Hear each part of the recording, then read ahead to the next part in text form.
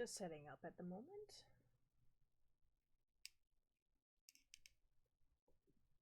So let's see.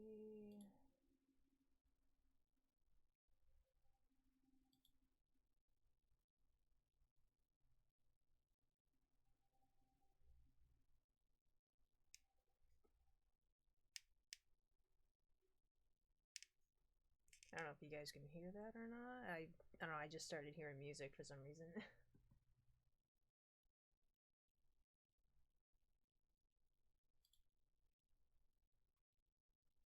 Alright, and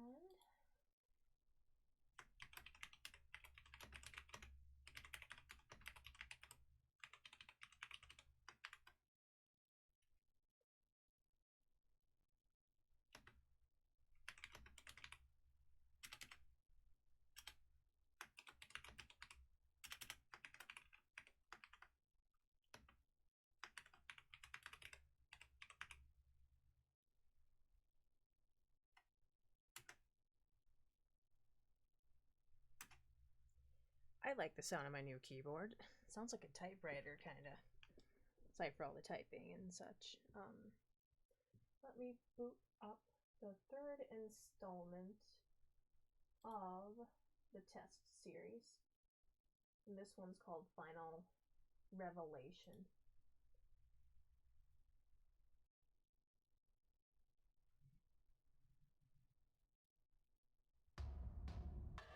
Oh, gee.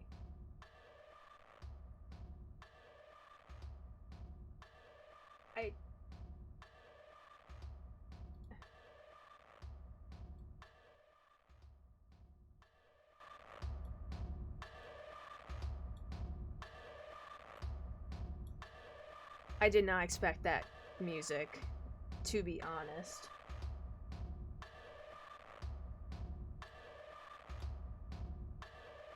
Like, that honestly scared me.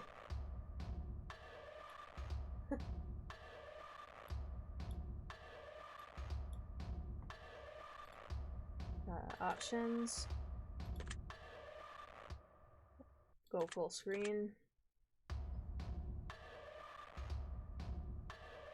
I'm here for this stuff. Hey, hi, Shadow. Can you hear me just fine?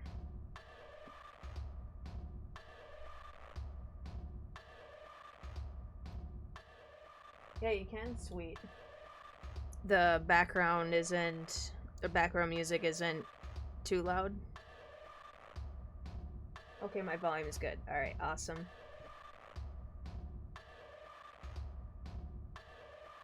I had to turn it down in my ear though, because dang, that's loud.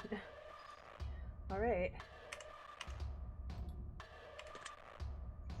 Alright.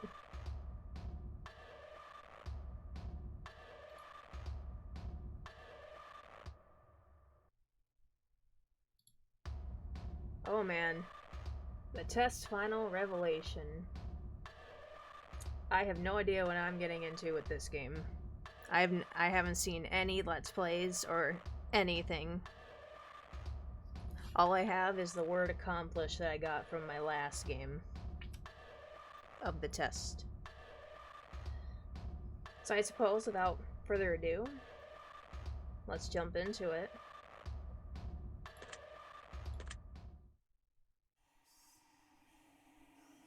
Before experiencing the test's final revelation, it is highly recommended that you've played its prequels, the test, and the test hypothesis rising first before venturing into this experience. Yeah, I have played the installments of the two previous games.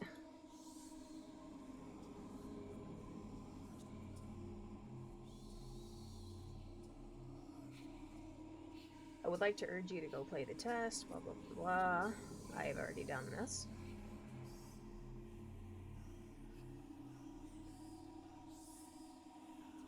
I've already played the test and the test too. Well then, let us continue. Oh boy. Please make sure you answer each question with the utmost honesty and that you take your time to answer the questions presented. Even answering one question improperly may drastically change your outcome. You cannot go back to answer questions you misanswered. So be sure to take your time. This is of the utmost importance.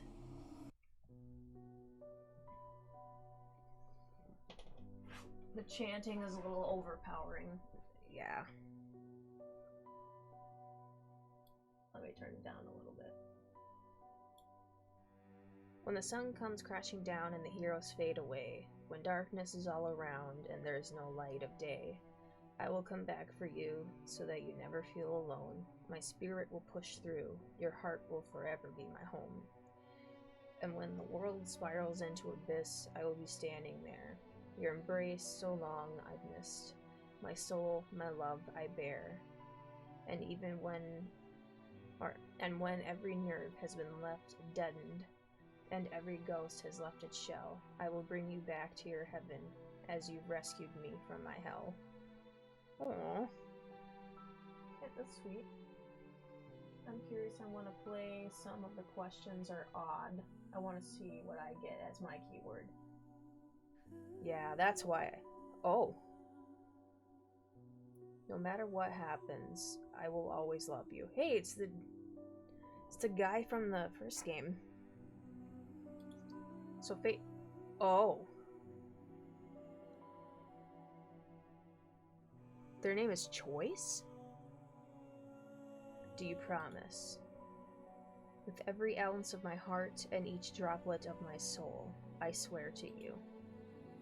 We are going to find a way out of here. Ooh. Ooh, get some lore going. This is different than the other two games. Lit gasp. The testing room. Oh. Destiny. Oh my god. Look at this freaking character design. I wasn't expecting you so soon. Is this because I played the previous game earlier today? Wasn't expecting you so soon. Though I knew that one day we would meet in this room. You fucking rhymed. I love it. Destiny. Oh man. You see, closely, I've been watching you. Studying every breath and every move. A few of my former colleagues you may have met. Yeah, I have. And a slew of questions you've answered without regret. Oh my god. I'm getting flashbacks to Zakora from My Little Pony. Yeah, sheesh. And a slew of questions you've answered without regret. I may be similar, but unlike them still. I'll make you swallow the truth like a bitter pill. Oh, great. You're gonna give me more truth than what the other two did? I will peel the emotion from your soul. Okay, that is a really skin-crawling line, and I really like that. Tasty. And make you eat your feelings whole. Talk about eat your feelings. The questions I ask may be hard to answer, but I will cut the truth from you like a cancer. Ooh. Both of us know why you're here. To open up and cast out fear. To be as honest as you can. To take angel's wing or devil's hand. And in the end, we both will know how to escape your undertow. Ooh. Time is on your side, but mistakes are not. Misanswered questions lead to misery wrought. Man, I love them. Take time to think before you decide. Dig deep for the answers that lie inside. You may not go back. You may not return. Once a decision is made into your soul, 'tis burned. But before you continue, just know this. Your dishonesty would be very remiss. If your answers lack the guidance of truth, then your final destination will be rather uncouth. Ooh. So with that being said, I need your heart's honesty. You can run from yourself, but you can't run from me. Oh, this guy's badass, not gonna lie. Oh, Omni, calm down. You're streaming. I know. Stop. Let me simp for him. I love his design, especially this part of his crown. Now, let the examination begin. Do you ever feel like you just aren't good enough? Yeah, I feel that a lot. I gotta turn the music down. You still hear me? It seems like the music and everything is kind of fluctuating.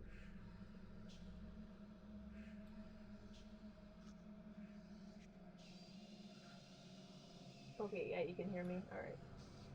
Are you still able to hear the background music just fine?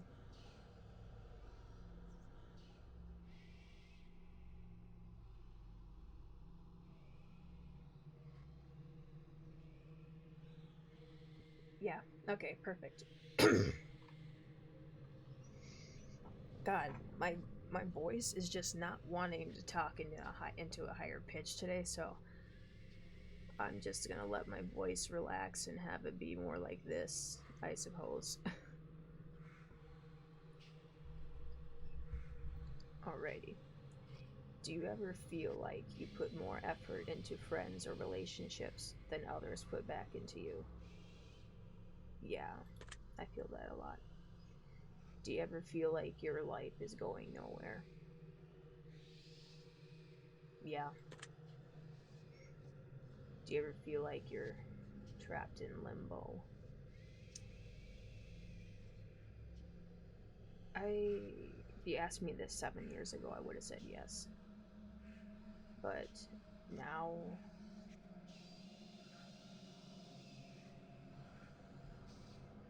I don't really feel like I'm trapped in limbo. No.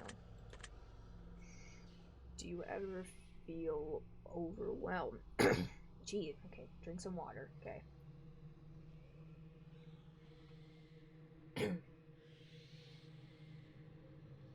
Yeah, don't stress your throat. Do you ever feel overwhelmed by seemingly trivial tasks? Yeah, way too much. Are you sometimes afraid of what your future may hold? Yes.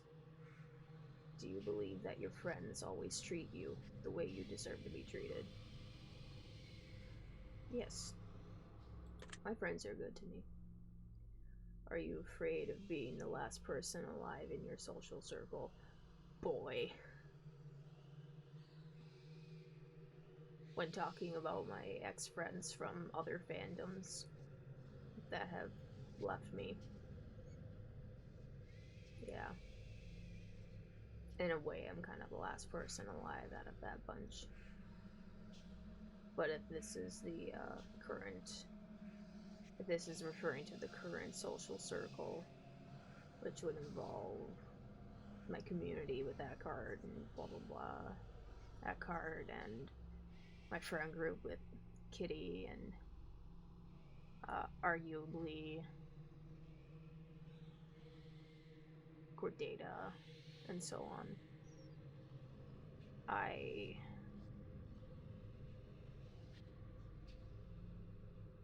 don't know if I'd be afraid of being the last person alive out of all of them.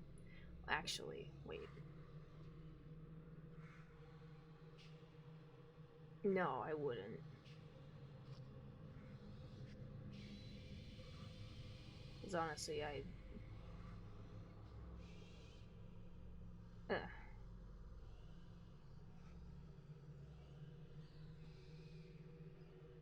yeah, I am afraid. Are you afraid of the existence of an afterlife and what it might mean for you? No, actually. I'm not afraid. I've reincarnated so many damn times. I feel old. Do you feel as though you're wanted in life? You know? Yeah. Yeah, I do feel. I feel like people want me around. Yes. Do you ever feel like you just don't belong? Okay. Yes, actually. Very much so. especially in my body right now. Yes. Do you ever feel like a burden? Oh, fuck. Yes. Too often. Have you ever felt left out? Yes. Have you ever felt like a failure? Yes.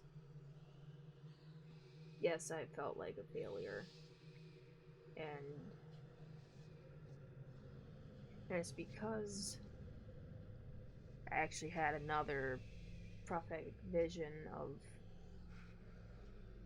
witnessing and being my mom in a dream where she got killed. And I felt like I could try to stop it, but I couldn't. And in a way, I feel like a failure. And I feel like a failure for not acting sooner against my mother when it came to the abuse of me and my two brothers. So, yes, I have felt like a failure. Have you ever felt like you just weren't attractive enough?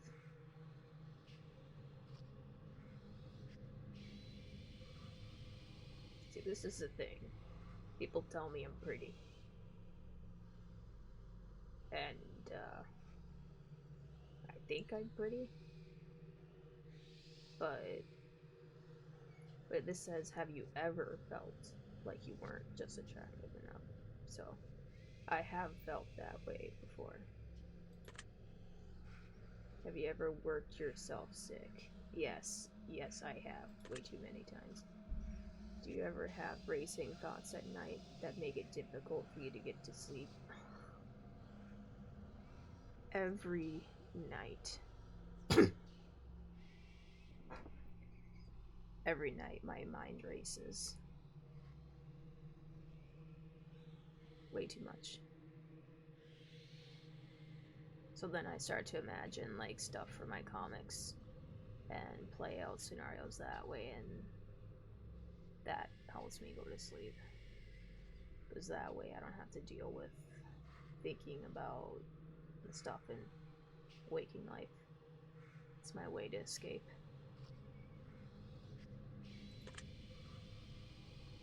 Are you afraid to ask for help? Yeah. Yes. I feel like I could do it myself. Do you feel like people often criticize you? You, you know what? Yeah. Yes. Sorry. I just tapped my microphone. Sorry about that. Do you ever feel judged by your friends or family? Yeah. I've been judged by my mother so much in the past. Do you ever wonder what your purpose is in life? You know, I have an inkling of what my purpose is, but I know that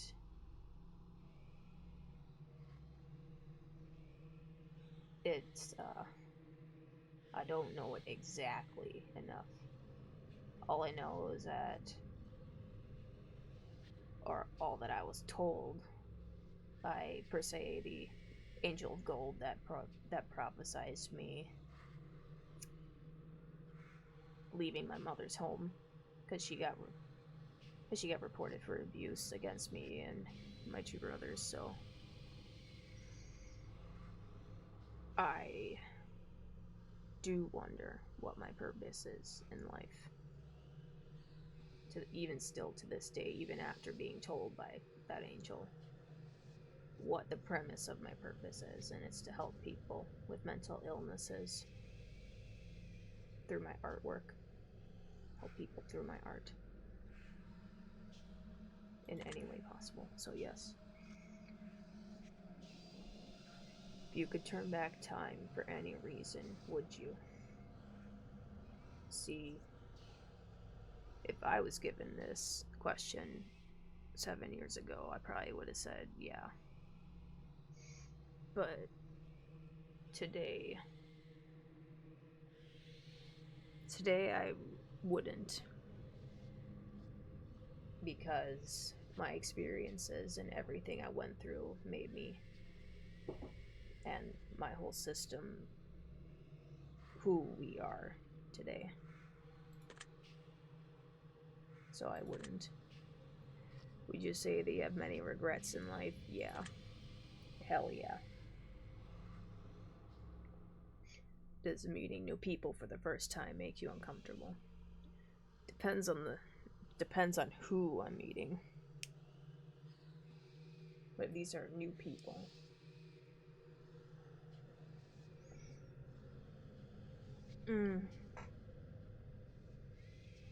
Honestly, when it comes to like parties or small social gatherings, I'm not really uncomfortable with meeting new people. So no.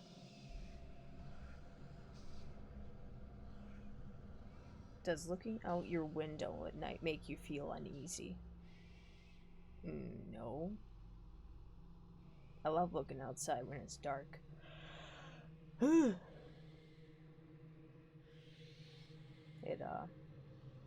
There's comfort in the darkness for me. So no, it doesn't make me feel uneasy. Do you sometimes double check that your doors are locked even though you're certain that you've already locked them? Yeah, I double and triple check everything, especially when crossing the road.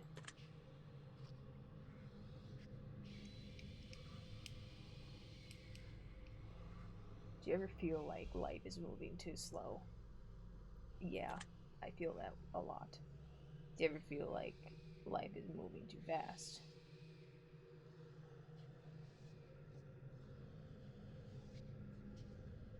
Uh, no. No. Do you feel uncomfortable when you're home alone? No. No. I like my own time. Would you consider yourself to be a thoughtful person? Yes. Would you consider yourself to be superficial? Oh god.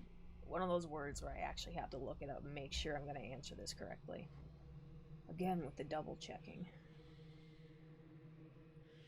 Pull out my phone.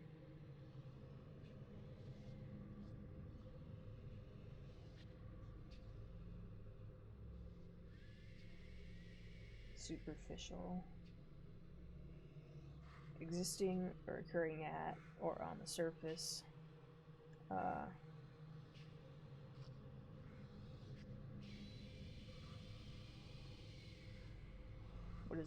What it means to be superficial.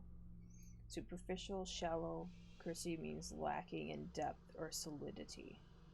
Superficial implies a concern only with surface aspects or obvious features.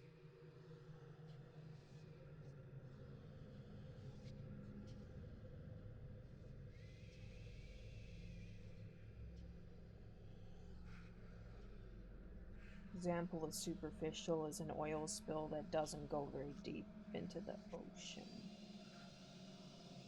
An example of superficial is someone who is only interested in how they and others look. Okay. No, I'm not superficial. Do you ever judge others by the way they look or dress? No. I try my damn hardest not to. No. Would you consider yourself to be high maintenance? I remember being asked this question. I don't think I'm high maintenance. No. No, I'm not high maintenance. I'm not picky. Yeah, I think that's exactly what I said. Have you ever been bullied by someone you cared about? Me looks at my mom. Yeah. That's so damn blunt. Have you ever been a bully to someone you care about?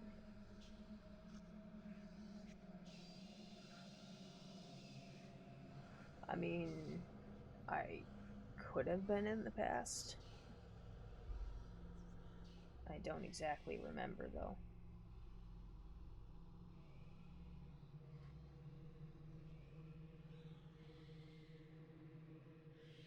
I'm just gonna go with yes on this one, even though I can't exactly remember a certain circumstance. Do you try to keep a low profile to avoid attention from others while in a crowded area? Yeah. Do you actively try to avoid busy places?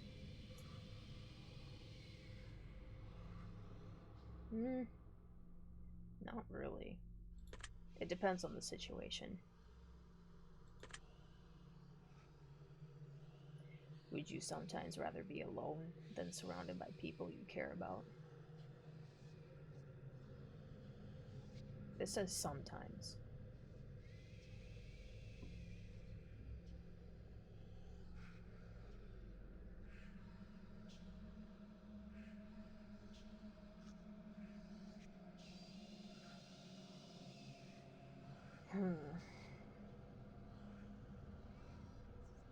You know, sometimes, especially with my chronic depression and overall mental state, sometimes sometimes I do want to be left alone.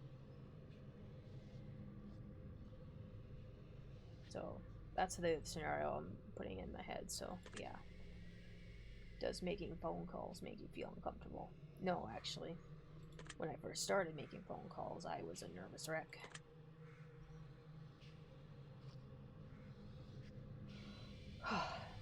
Are you sometimes afraid to confront people, even when they do something that bothers you?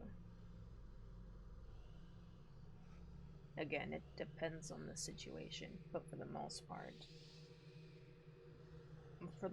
I'm not afraid to confront people.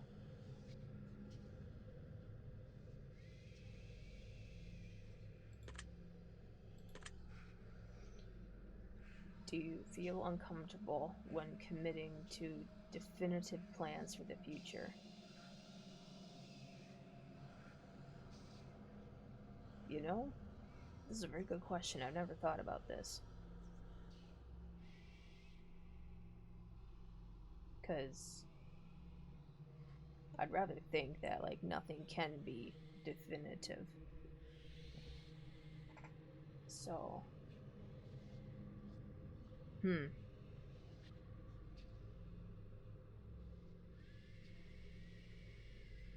I guess in a way I do feel uncomfortable because it feels like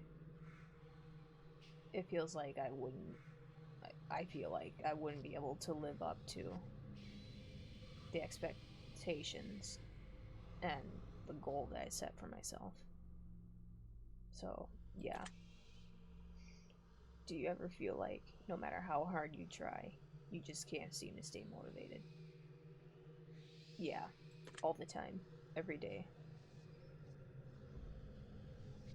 That's why I'm in therapy and I'm on meds.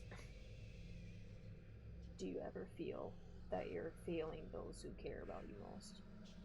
Yeah, I get this a lot.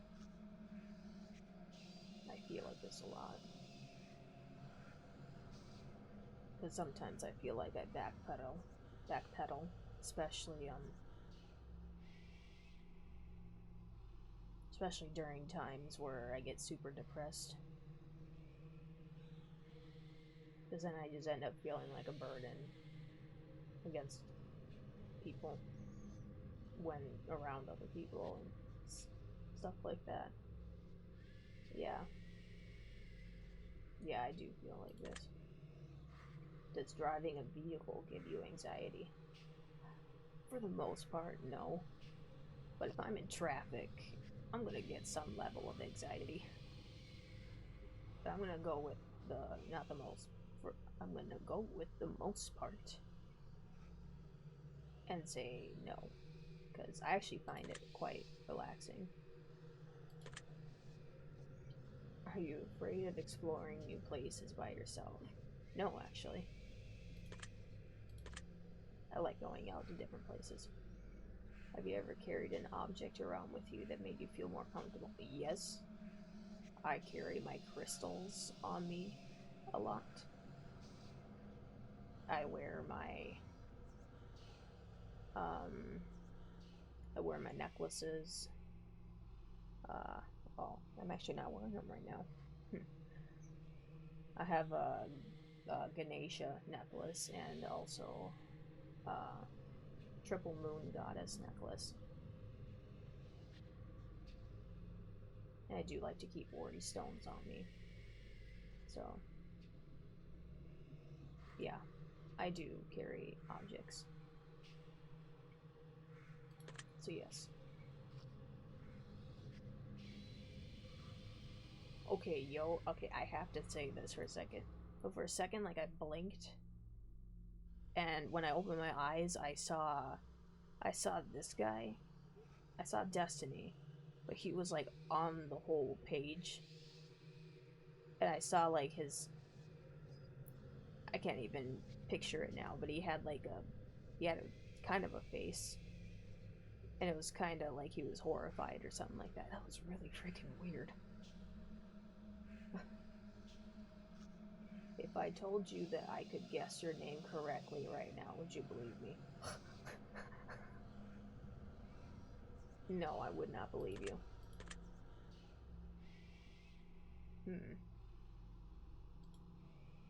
Well, based on the answers you provided for me so far, if I were to take a guess... Oh god, no.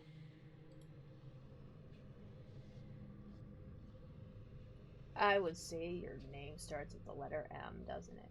No, actually. No. Wait. No. I don't have any names that start with the letter M. No. No, it doesn't. That makes sense. Let's be real here. There's literally no way I'd be able to guess your name just by your answers. That would be ridiculous. Besides, all of you humans look alike to me anyhow. Boy, if I was a different species of being taking this test, I would have been offended.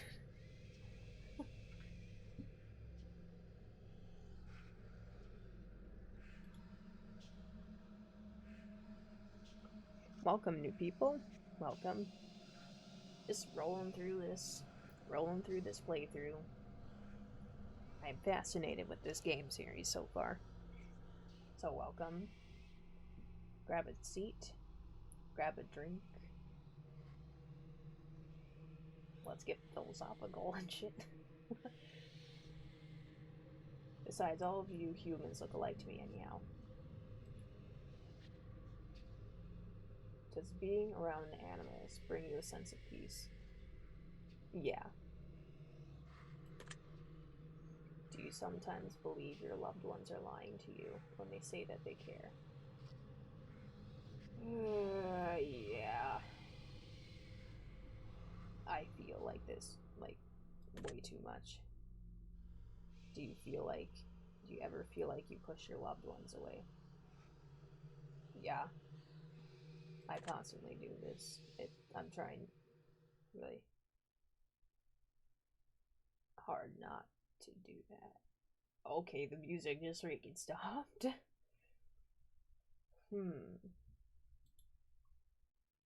I'm going to have to stop you here. Oh no.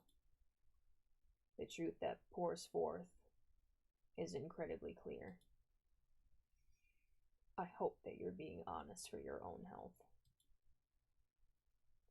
You can try to lie, but you'll be cheating yourself. I'd like to move on to the next phase of the test. A series of pictures to give your brain a rest. I was just thinking, like, wait, you're not rhyming, but then then he started rhyming again. Legit got startled. A series of pictures to give your brain a rest. You're going to tell me what emotional response they bring out. Oh boy. And excuse me, moving around in my chair. Oh boy, an ink blot test, huh? Which will show me what your mind is pondering about. Oh boy. So feast your eyes upon the art and let me into that precious heart. Oh no. Oh no. For starters. Oh. What emotion do you feel is most present in this picture? I actually kind of got startled by it at first because I'm like, oh, I didn't know it was going to be on the background.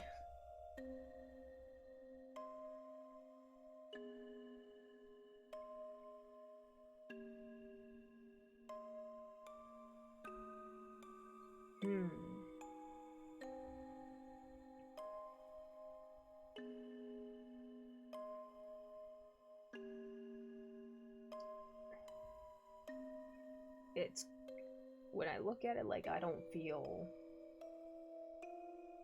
anything negative towards it. Like, it's really pure, it's really pretty. I wouldn't say that it invokes joy or numbness. If anything, I'd say it's more of a relaxation, because I love this type of stuff. It's really beautiful. So, relaxation. What word do you feel describes this picture best?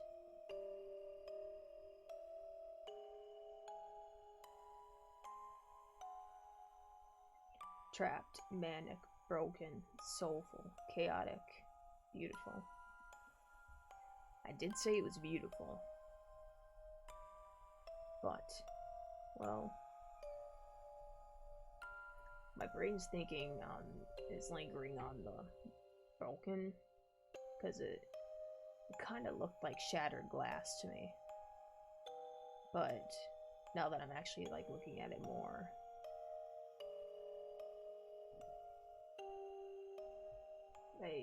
I'm still leaning towards beautiful. Oh, but then they're soulful.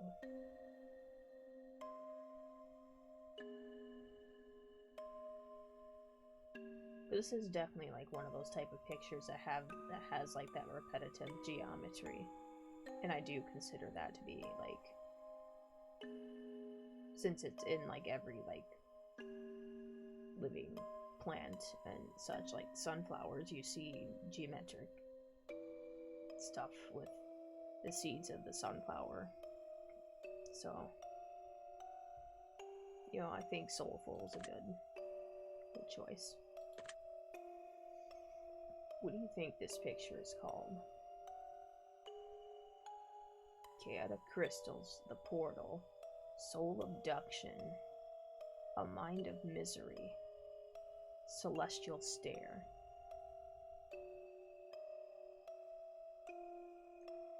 You know what?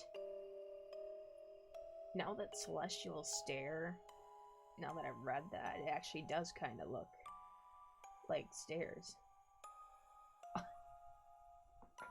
Yo, man. Oh, celestial stare. Very interesting. Moving on.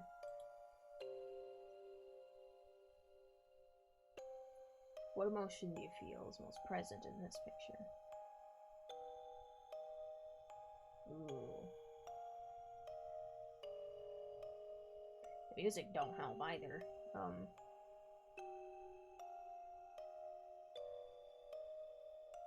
Oh, I look at this and I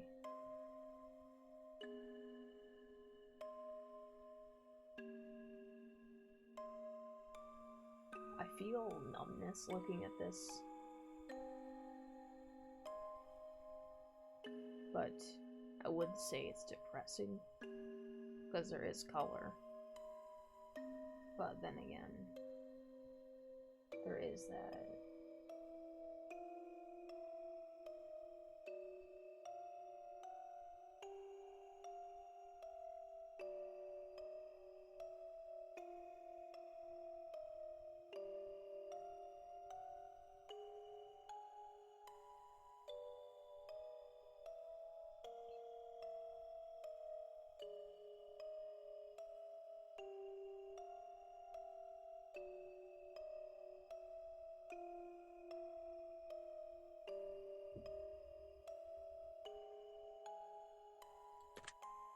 I think it's depression.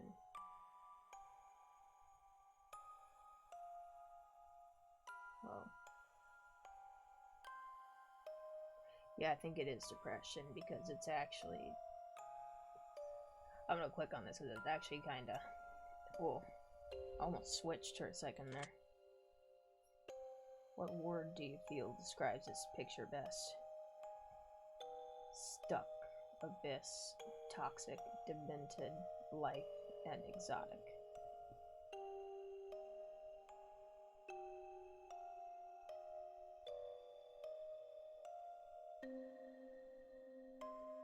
It kind of looks like a web to me, and I feel like the word stuck. I feel like the word stuck applies here. What do you think this picture is called? Corruption wave, the birthing, blazing soul, destroyer of sense, darkness within.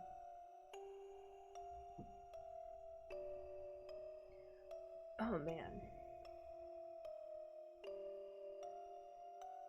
I'm gonna scratch out the first three.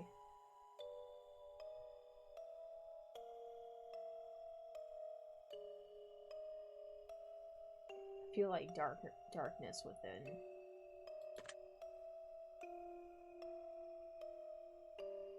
Yeah, I feel like darkness within.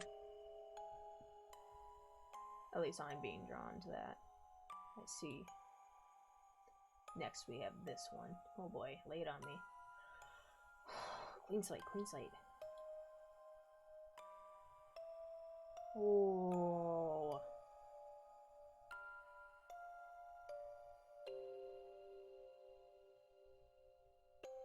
Anger, depression, joy, chaos. Okay, it's pretty much everything.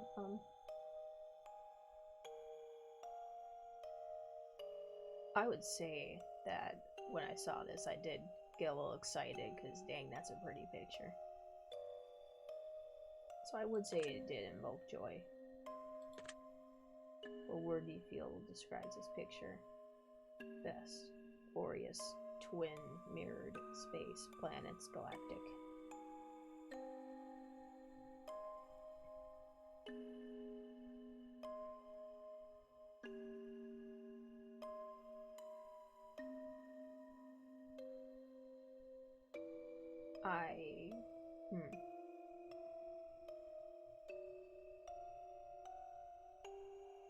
My brain's leaning towards mirrored.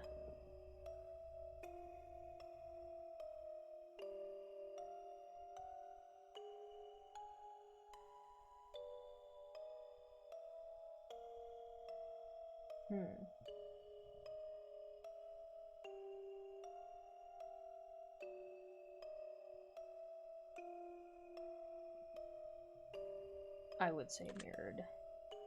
It's either twin or mirrored, and I feel like mirrored is...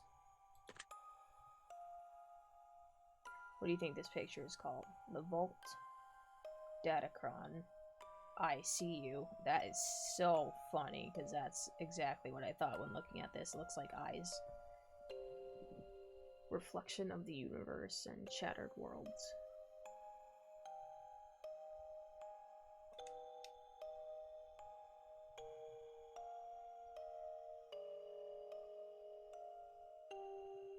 I see you, or reflection of the universe.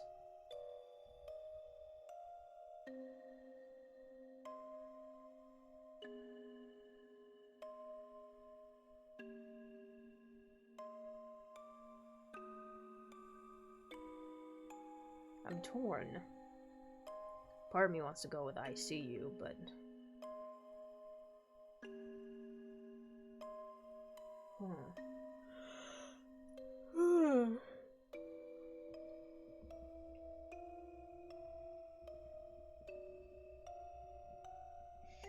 Honestly, everything looks spacey to me, so I'm gonna go with reflection of the universe. Noted. Take a look at this one. Oh boy. Oh. What emotion do you feel is most present in this picture?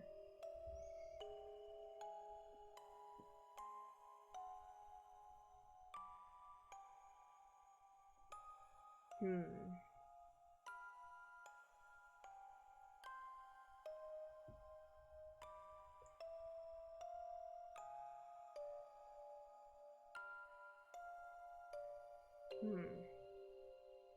My brain, like, I'm leaning towards joy and relaxation again.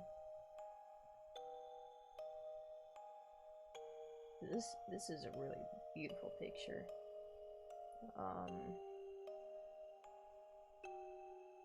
Honestly, I feel pulled towards it. Feels kind of like home for some reason.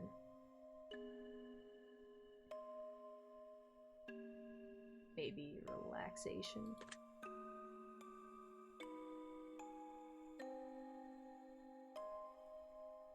But you know what? I think my reaction would be more like joy, because I was pretty excited when I saw that picture, so I feel like joy fits. What word do you feel describes this picture? Gateway, staircase, heavenly, unknown, vast, and open.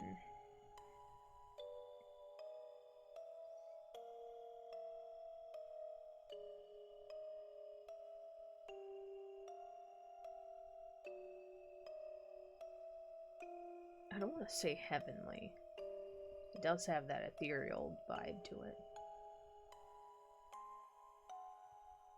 But I admit, I do think that this looks like kind of like a door. So I guess gateway would be the word. What do you think this picture is called? Light at the end of the tunnel, the porthole, dimension door, stairway to heaven, the rabbit hole.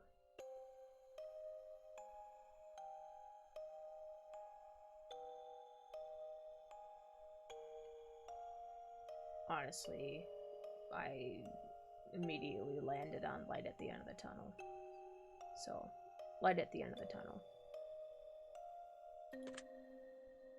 That's peculiar. And how about this one? Oh boy.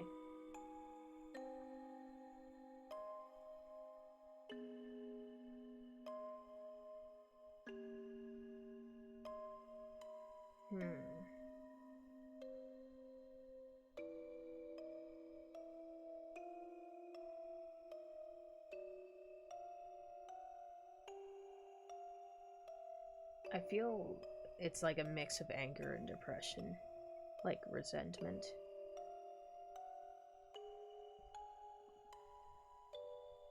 But for the most part,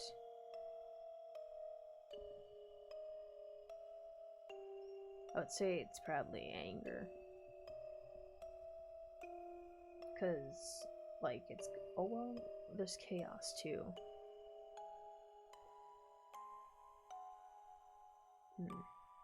I think it's anger, because the way that this kind of looks like electricity or something that's, like, getting, like, clogged at the end, and it's gonna be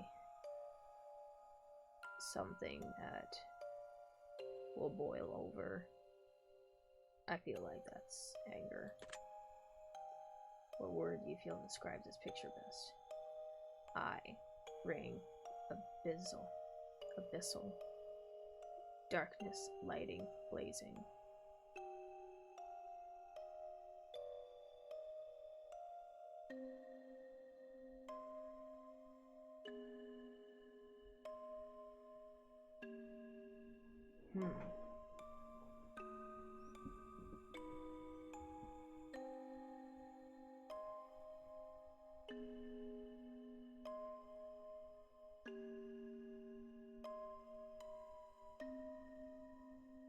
I would say abyssal,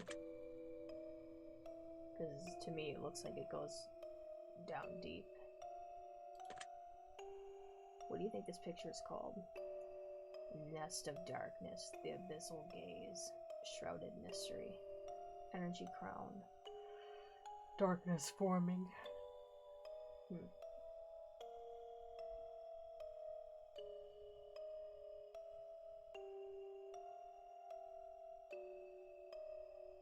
I know I said abyssal, but I don't feel like it's an abyssal gaze. I feel like it's more of like a nest. Because again, like brooding anger, it's like forming a nest. Well, when there's darkness forming, I would say nest more. I will make a note of that. And this here,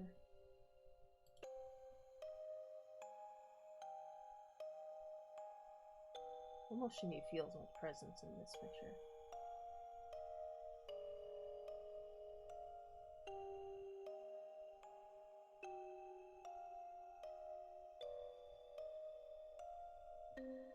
You know what? For this one, I would probably say chaotic. There's a lot going on.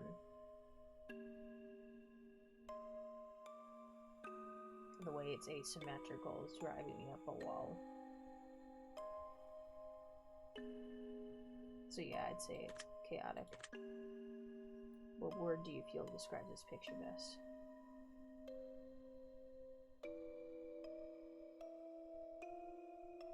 Mask, veiled, cyclops, jungle, prismatic, shrouded.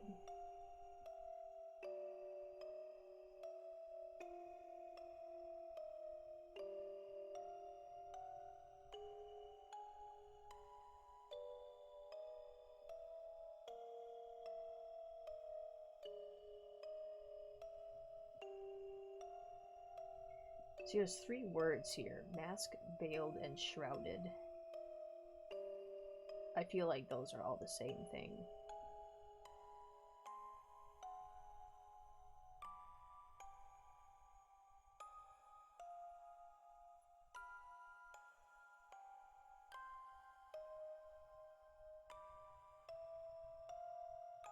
Mask, veiled. When I read veiled, I think of like a wedding veil.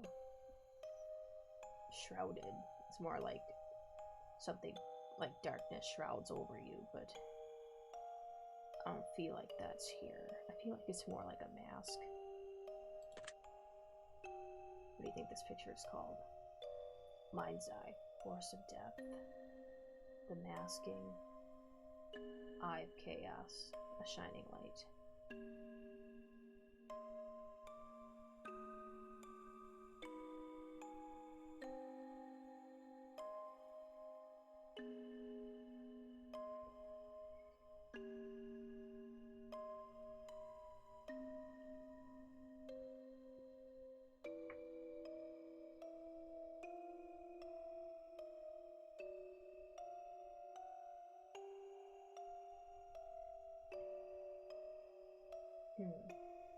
It's either Eye of Chaos or Mind's Eye.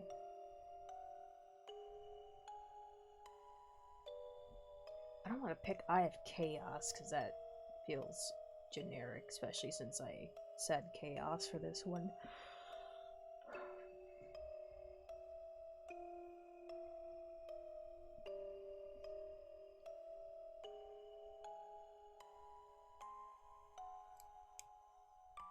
I would say it is like a mind's eye. I feel like this is... I don't want to look at it, I feel like it's sentient, and it feels like robotic and otherworldly, and yeah. Mind's eye. I see. Now this one. How many of these are there? Oh.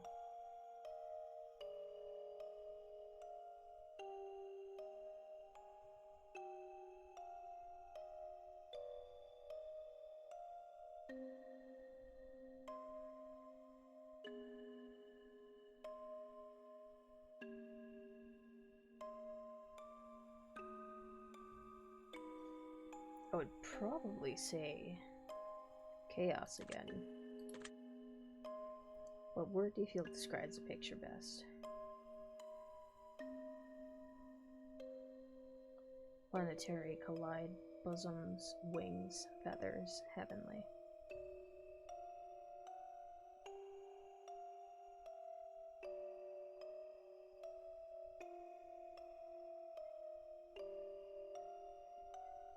See, I feel like it is like a collision.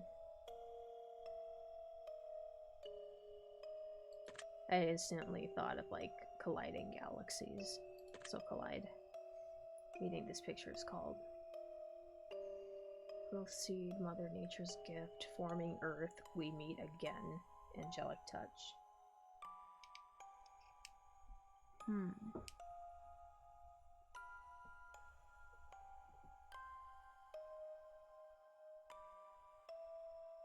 I don't know why, but we meet again seems to...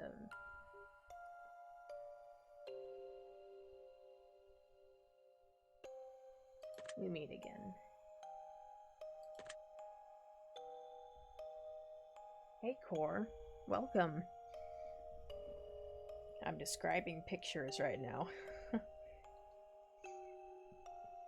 I like this type of stuff. How about this one? Ooh. I feel power looking at that. I don't say anger.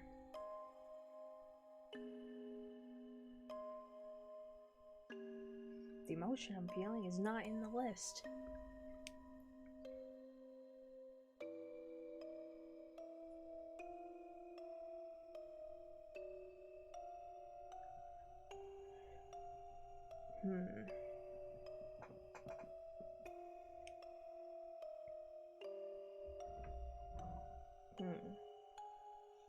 I would say relaxation. That's like the closest. I do like fire. Where do you feel describe this picture? Fury, torment, volcano, brimstone, shattered, bolt. Why are all of these bad words? I mean, there's brimstone.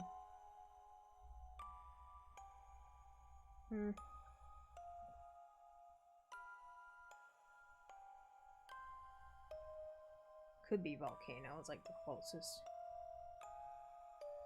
See, why would this be shattered? I don't really see looks more like fire to me, so vault.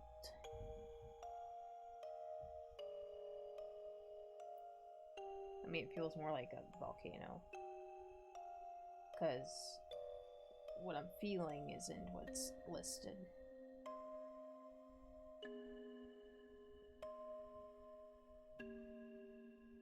I might get the game if I have enough monies. Yeah, take it. It's a really good game. So far, I've gotten the hard smack from it. Basically, get your shit together. What word do you feel? Let me look up what brim.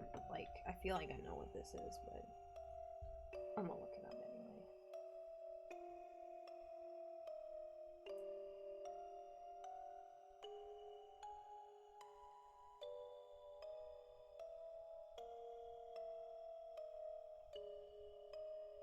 Brimstone, an archaic term synonymous with sulfur.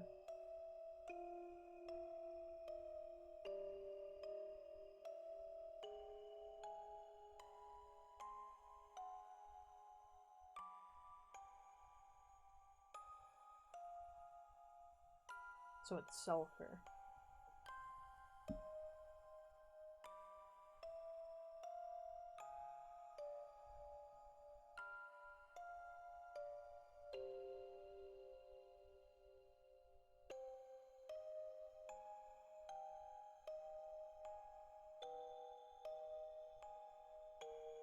Does indeed burn in air with a blue flame.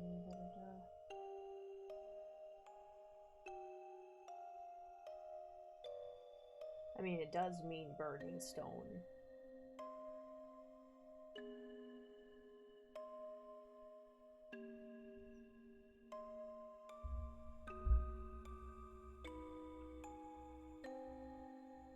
I thought brimstone was synonymous with ember. I don't know. I'm just going off what Google's telling me. Another word for brimstone. Brimstone, da-da-da-da. Native sulfur, Orchidium, orange tip. What are these words?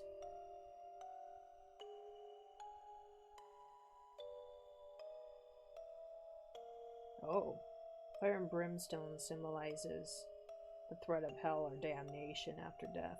Huh.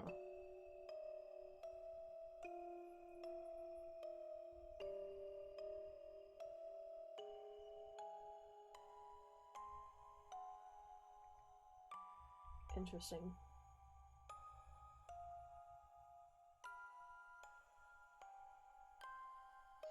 I feel like now, after knowing that, it might be brimstone, but...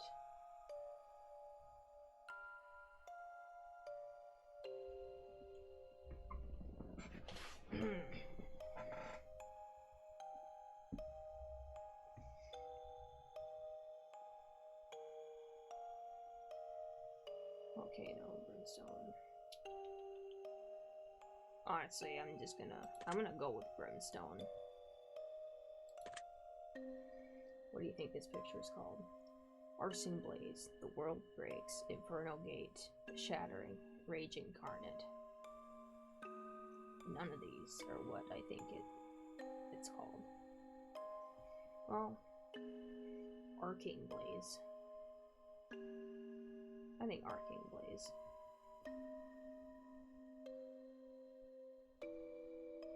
I feel like this would be referring to Dante's Inferno, but I feel like arcane blaze fits more. It's interesting that you say that. Yeah. I've been known to be a little interesting. How about this one here? Ooh, ooh, ooh. I feel like I'm being watched. I instantly thought of like cameras.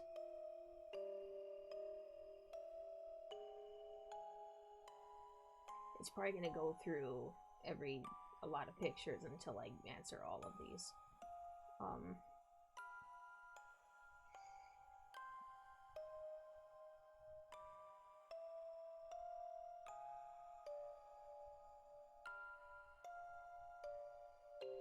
See, this is, it's like they don't have what I'm feeling written down. It's bugging me. And then I have to pick something that's close to it.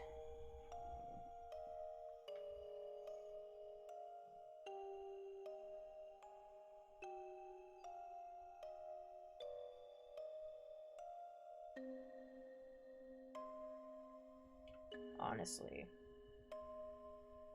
I could probably roll with numbness because my brain's going to, oh, the jig is up, I've been caught.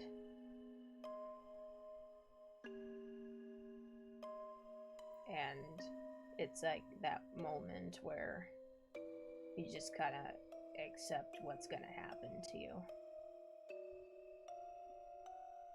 The pic reminds me of my dreams. Mood. I've had dreams with like this type of imagery in it too, so.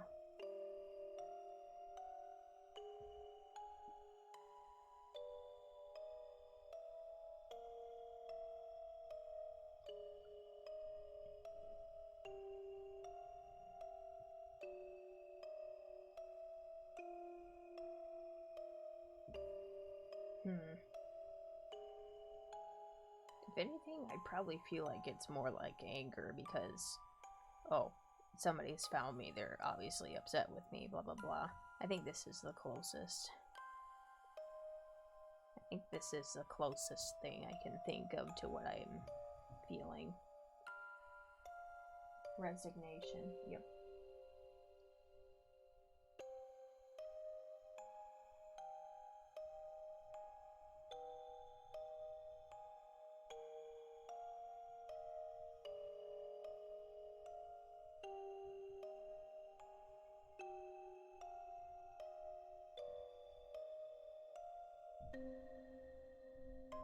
I'll go with anger. What word do you feel describes this picture best? Cyborg, veil, information, analyzing, monitoring, futuristic. Oh boy.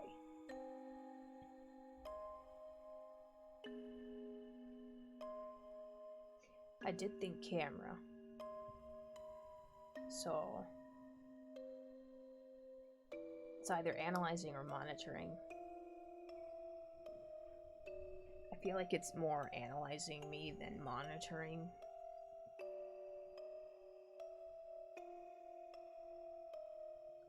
Yeah, because I feel like it's like reading me.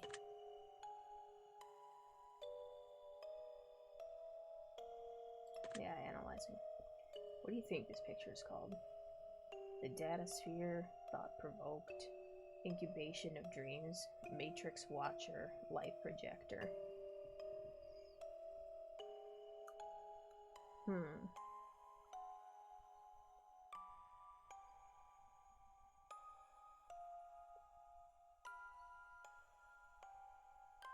It's either Data Sphere or Matrix Watcher. Because again, I feel like I'm being watched looking at that. And sure, it's like analyzing, but Matrix Watcher could also be analyzing you. It's watching you. So I'm gonna go with Matrix Watcher. I will make note of that. Now this one. Oh my goodness, gravy. Whoa.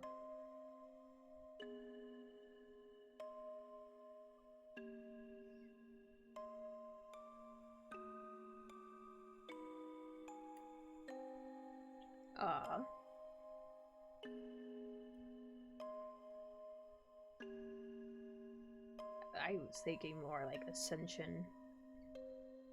Like in a type of like Ascension, looking at that. Like some type of release. Anger, depression, joy, chaos, relaxation, numbness. I suppose it is chaotical, but there is beauty in chaos. Yeah, very trippy.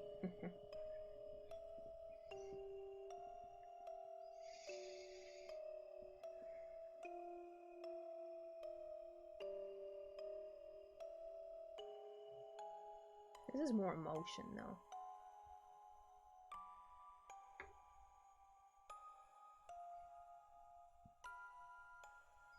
Honestly, it feels like a good sense of release. So I'm gonna say joy because that's like the closest emotion. What word do you feel to describe this picture best? Ocean, sky, womb, destiny, warp, birth. Ascension is not in here and I'm sad about it.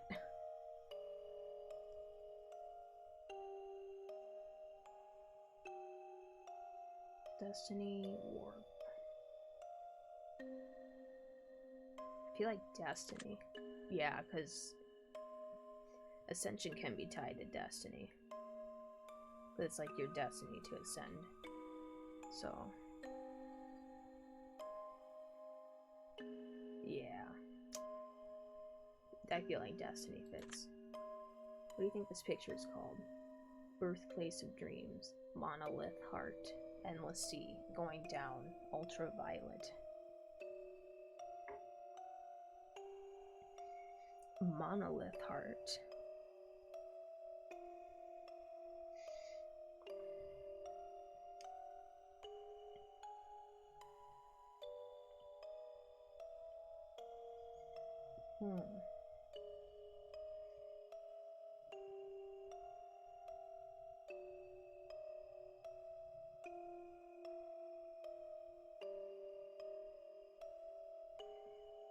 It's either Monolith Heart or Birthplace of Dreams. So I suppose when you ascend, you get to achieve your dreams.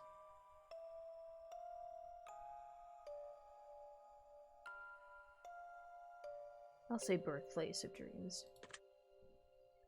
Interesting. I just realized this kind of has the colors of the Angel Gold. At least with the gold and the way it's kind of swirling out. Well, at least with like kind of the direction up here. Oof. Take a look at this.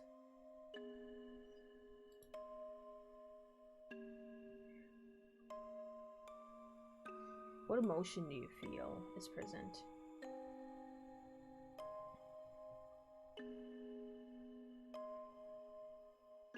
Fractured? It's not in there.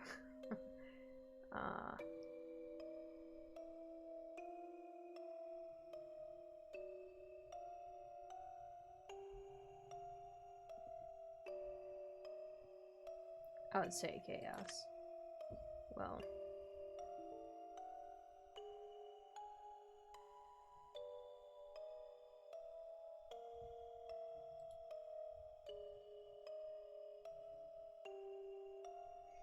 alright, my stream decided to quit recording.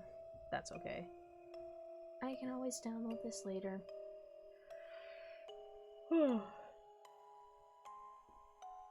I feel like chaos fits it.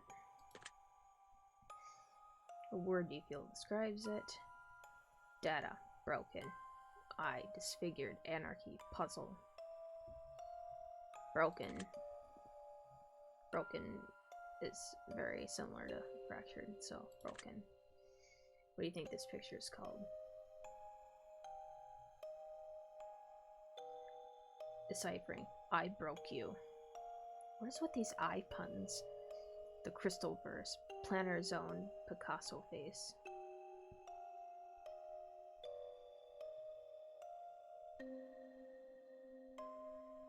I hate that this is like the closest. Ugh. Well, but you know what? Deciphering actually feels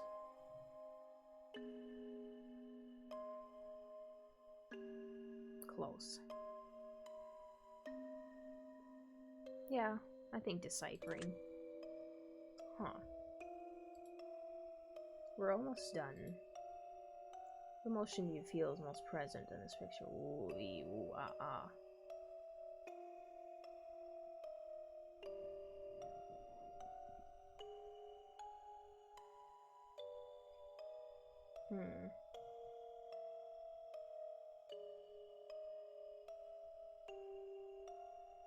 I feel like it's just kind of like meh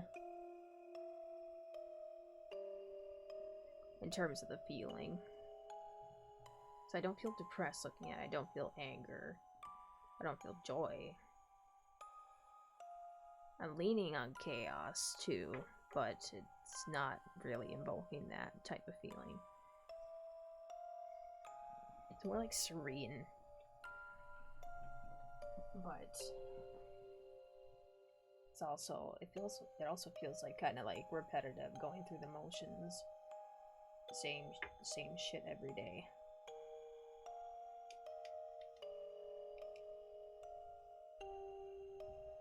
Maybe numbness.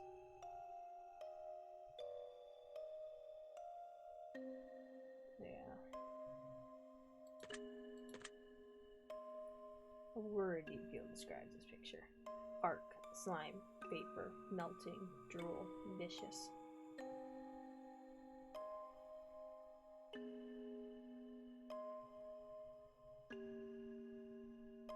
Melting. Drool? Why is drool in here? I mean, it kinda looks like drool, but I see it as more like vapor. It doesn't really look like anything's like melting. If there was like a source and I saw that it was like melting, then I would think that, but I think it's more like a vapor. What do you think this picture is called? Gels of Death, Planet Cradle, Planets Forming, Dark Lights, The Sludge.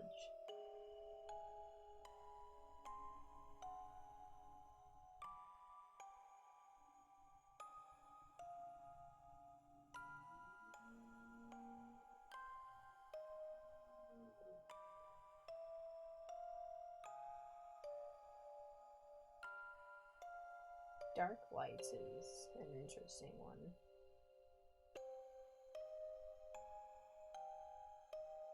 Planet Cradle, Planet Forming. I don't think it would be jealous of death. And I don't think it, well, I mean, it kind of does look like sludge, but it looks more like, because like you get darkness over here, and over here too, so.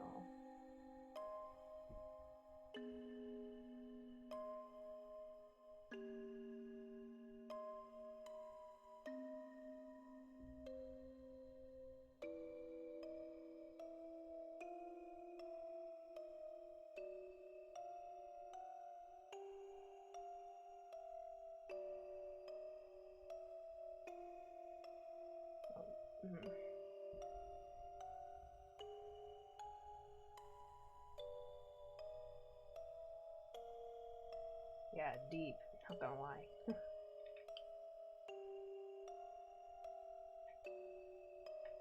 My headphones. Okay.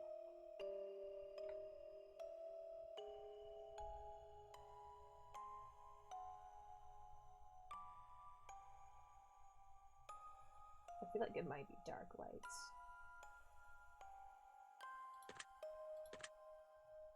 Interesting choice. Let's see here.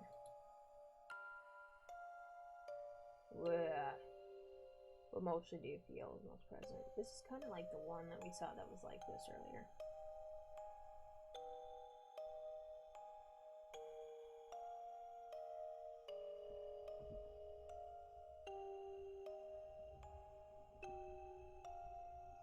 Ah, but I see space now. Little galaxies and nebulas and stuff.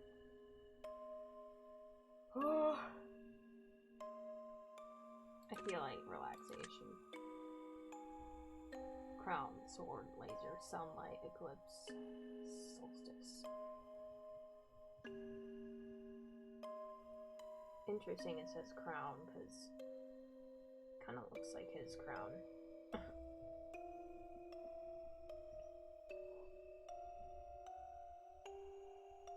I don't know about a sword.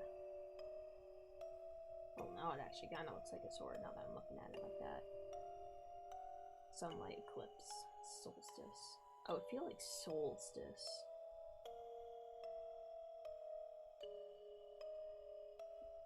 Solstice sticks out to me.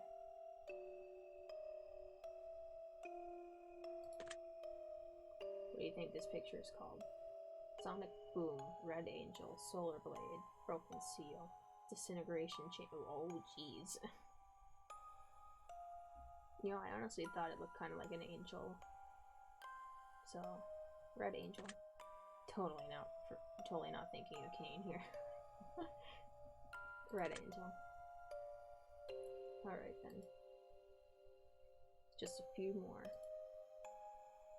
What emotion do you feel is more present in this picture?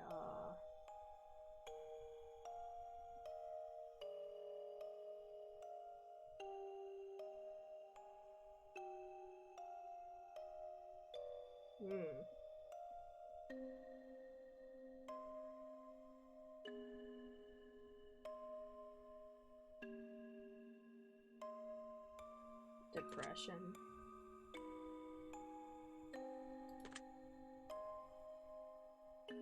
Cosmic sphere, eye, beauty, pearl, gorgeous.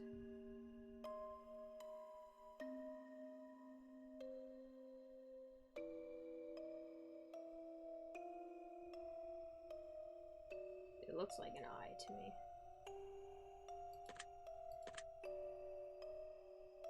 Spire world, marble of time, formless being, higher intelligence, planar core.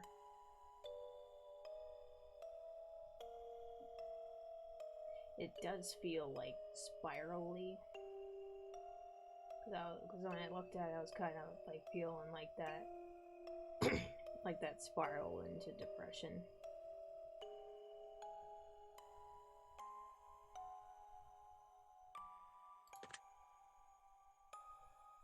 That's surprising. Almost finished. Yeah, you got one more for me, Destiny.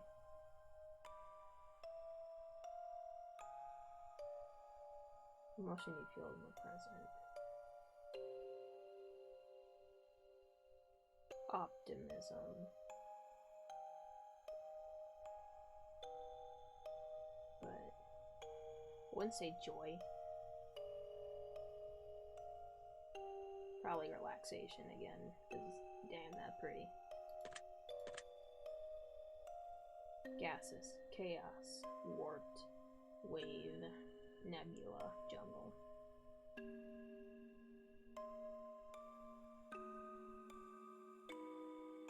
I think gaseous picks it. See, you get what I mean? Vaporous forms, light breaking, soulless space, leaves up close. Verdant path.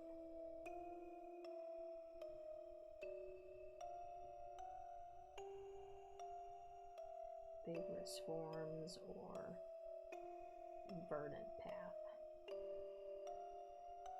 I don't know what verdant means.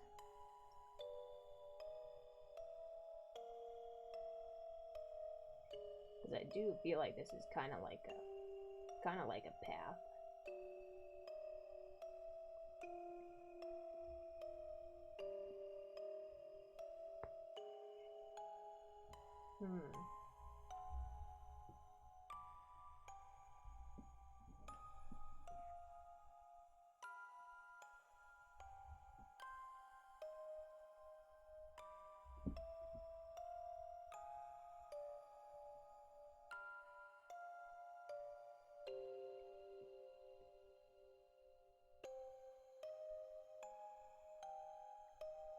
Verdant.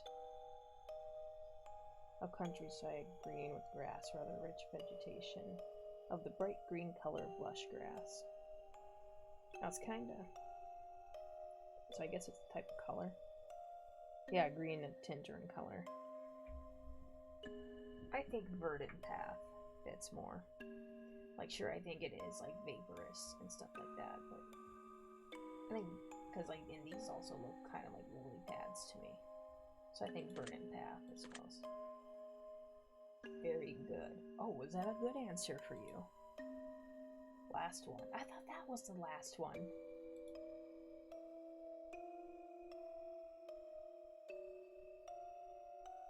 I feel like a lot of these are kind of similar.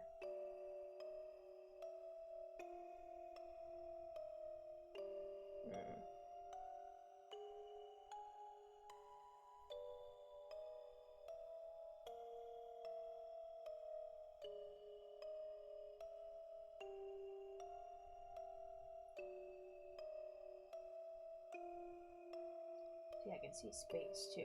Like a lot of these have space, if not all of them.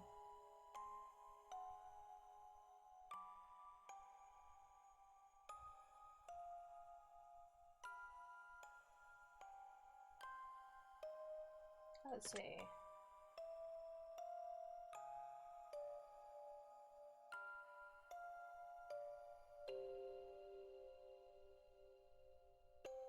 I'd say... See, it's like I kind of feel like it's relaxation, but then it's also like, I feel like I'm going into something. So it could be chaos. Yeah. Music, choir, voice, hollow, solitary. Solitary.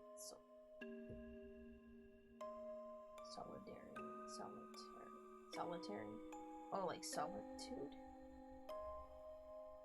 Void. Music, choir, voice, hollow.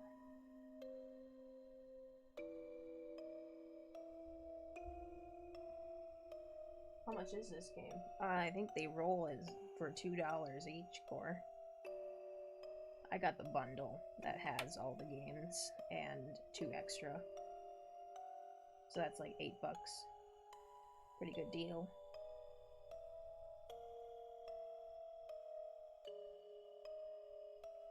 Unity or agreement of feeling or action, especially among individuals of common interest. I feel like solitary is close. Yeah, it feels like I'm meeting with something. What do you think this picture is called? Sound of silence, empty world, warp tunnel, notes of harmony, the static field. Like warp tunnel.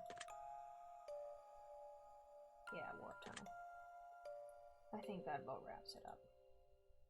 Your answers have been documented well. Deep into your subconscious, they dwell. But I'm not finished with you just yet. Oh, what more do you got for me? There are still some truths that have yet to be met. Okay, you're gonna go buy and play. Okay, Claire.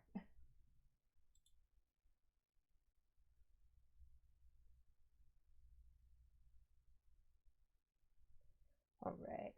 Oh, the music stopped. I didn't notice that. As a matter of fact, this is only the start. Excuse me, how long is this one? We will have a great deal of fun before we part. Oh, I'm sure we will. So let me challenge you on another level still. I will pick your brain until I get my fill. Oh. Oh my. This next set of questions will test your conscience more. Good. Goody. I love this. And again, your honesty, I do implore. Let us begin.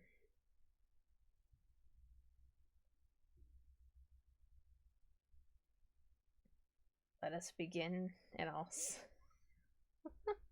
slam you into the floor. I hate that my brain went there. Oh. One year, you're running a little low on funds to purchase presents around the holidays. So you decide to spend $1 and get everyone in your family a lottery ticket. You give each of them their own lottery ticket and wish them the best of luck.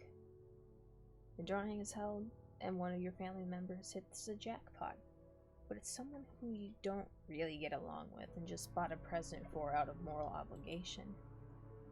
They plan to keep the money all for themselves, as they feel like it was their ticket. How does this make you feel?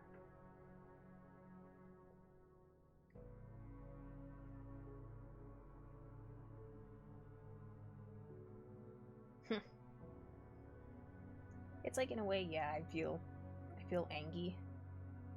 They really should share that, but I mean, that's their decision. Jealous, and I do feel like that way too. Like, it's like, oh, I regret buying them a ticket. I could have won a bunch of money. But in the end, it's like my brain goes to this, and then to this all the way through. So, indifferent. That's the way life goes sometimes. Very well. And what would you wish to do in this situation? Try to steal their ticket for myself? No. Destroy the ticket so no one gets it. Get them killed so I inherit the money? What the fuck? I'm gonna let them be happy with their winnings. If the roles were reversed and you were given a winning lottery ticket, would you share the money with your least favorite family member who bought you the ticket in the first place?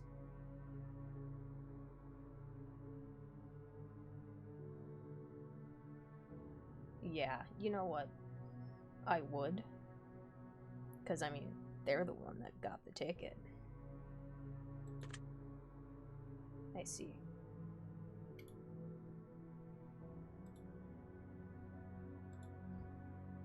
Now, you're walking through a forest and you come across a black suitcase.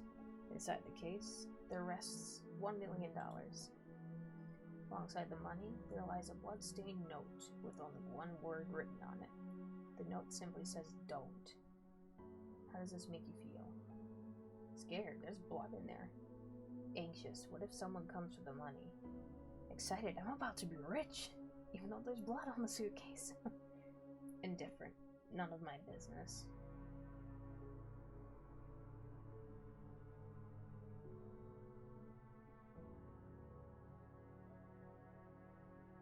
I mean, kinda is none of my business, obviously. I would be anxious.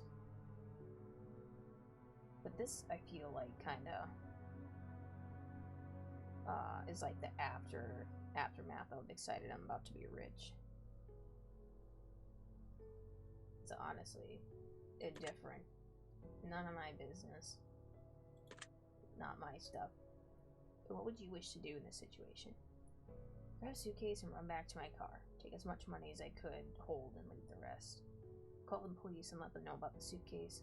Leave the suitcase alone and move along. Honestly, I'd call the police and let them know about the suitcase. If the note wasn't covered in blood, would it change your decision at all?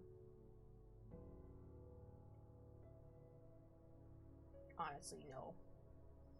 I mean, because that's a bag with, like, a lot of money in it. Or, bag?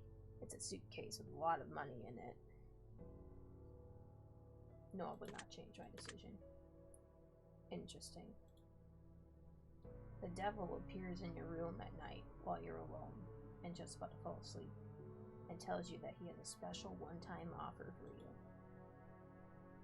Do I get to punch a nun? In exchange for your soul and eternal damnation, he will let you choose from one of 3 glorious bargains. He has not told you what those bargains are yet. How does this make you feel? Scared, the devil's in my room. Suspicious, I don't think the devil truly exists. Intrigued, I wonder what he's willing to offer me. Angry, I want him out now.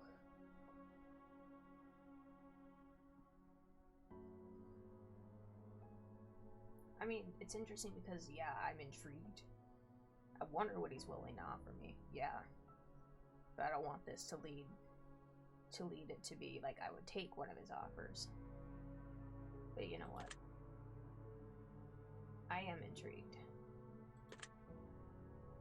The devil then goes on to assure you that whether or not you believe him to truly be the devil, he surely is, and to prove his point, he demonstrates magnificent magical prowess and drags you to hell for a split second before transporting you back to your bedroom. In that second, you can feel a lifetime of pain and suffering in the most unimaginable ways possible. He then goes on to tell you of his offers in exchange for your soul to see if you can strike a bargain. Which of these would you choose in exchange for your soul, if any? All the wealth and power in the world. You'll never age, but can still die from physical injury. You can bring one person back from the dead. I wouldn't sell my soul to the devil. Honestly, I would not. I'm not that desperate. If the devil offered you a deal of some other kind, would you accept it in exchange for eternal damnation? Not really. I kind of wouldn't care, but, I mean, I'd rather kick the devil's ass, to be honest. No, I would not accept it. I see. Civilization is about to come to an end as a plague sweeps the globe, turning everyone who perishes into mindless zombies who hunger for living flesh. Zombie apocalypse? You watch as everyone you know becomes gravely ill and turns, except for 5 of your closest friends and family. How does this make you feel? Incredibly sad. I don't want the world to end. Excited. I've always fascinated about a zombie apocalypse. No, not in that situation. You gotta put yourself in the shoes. No. Scared. I don't know if I could survive for long.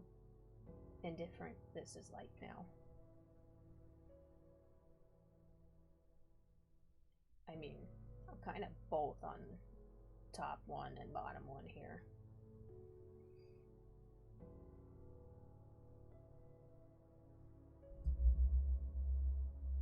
It's like you don't want the world to end, but clearly the world already ended a long time ago. And you're seeing everybody turning, and I mean, at that point I would be indifferent. This is life now. If you knew that a zombie apocalypse was coming in 10 years from now and you could prevent it from happening, would you? I would try my damn best. Interesting. You've been working at a company for 10 years and you've been promised a very important and incredibly lucrative promotion. Oh. However, someone hired only a number of weeks ago has just been promoted to the position that You were promised. What? Oh. Your boss essentially tells you tough luck, and that maybe one day you'll get the position, and that he had to promote the other employee as a favor for a friend. How does this make you feel? Angry, I was promised that promotion. Jealous, that promotion should have been mine. Betrayed, I can't even trust my own employer. Indifferent, everything happens for a reason.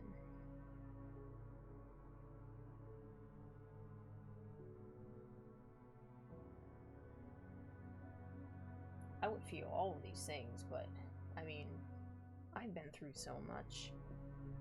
And, honestly, stuff like this happens on a day-to-day basis. I mean, it is what it is, to quote my father. And I believe that too. I mean, indifferent, everything happens for a reason.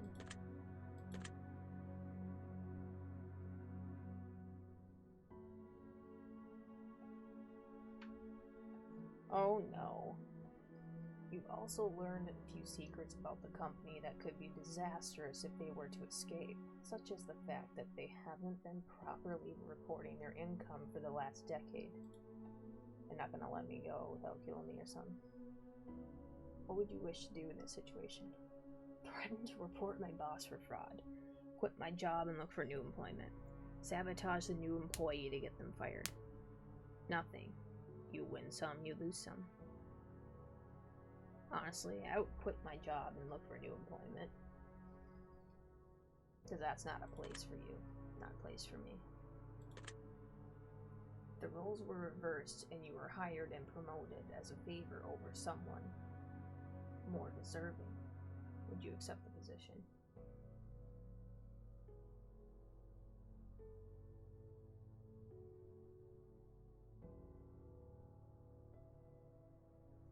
As a favor over someone more deserving. And no. No, because that doesn't feel fair. No. No, I would not. Like, that's not fair, especially to the other person. First time chat from viewer. Oh, hey, Tuku. Hello. It's been a while. Hello, Tuku. Hello. I love this game. Vibing. Playing a game. Playing a game late into the night.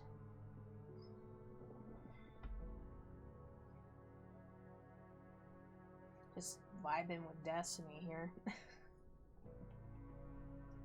And God, I love his freaking design so much.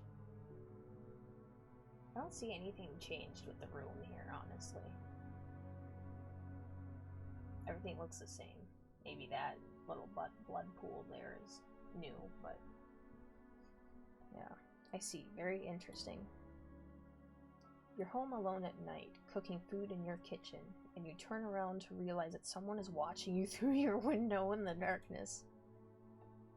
They have their face and hands pressed up against the window, and they make direct eye contact with you before turning and running out of sight around the other side of the house.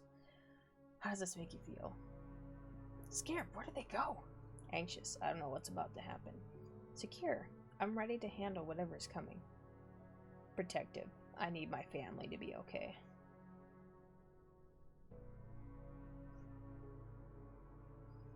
If I did have a family in this situation, which I do not, but if I do, I'd be protective. And what do you think you'd do in this situation? Lock the doors, call the police, grab the nearest weapon in the house and prepare myself. Check to see if everyone in the house was safe. Run out of the house and go to the neighbors.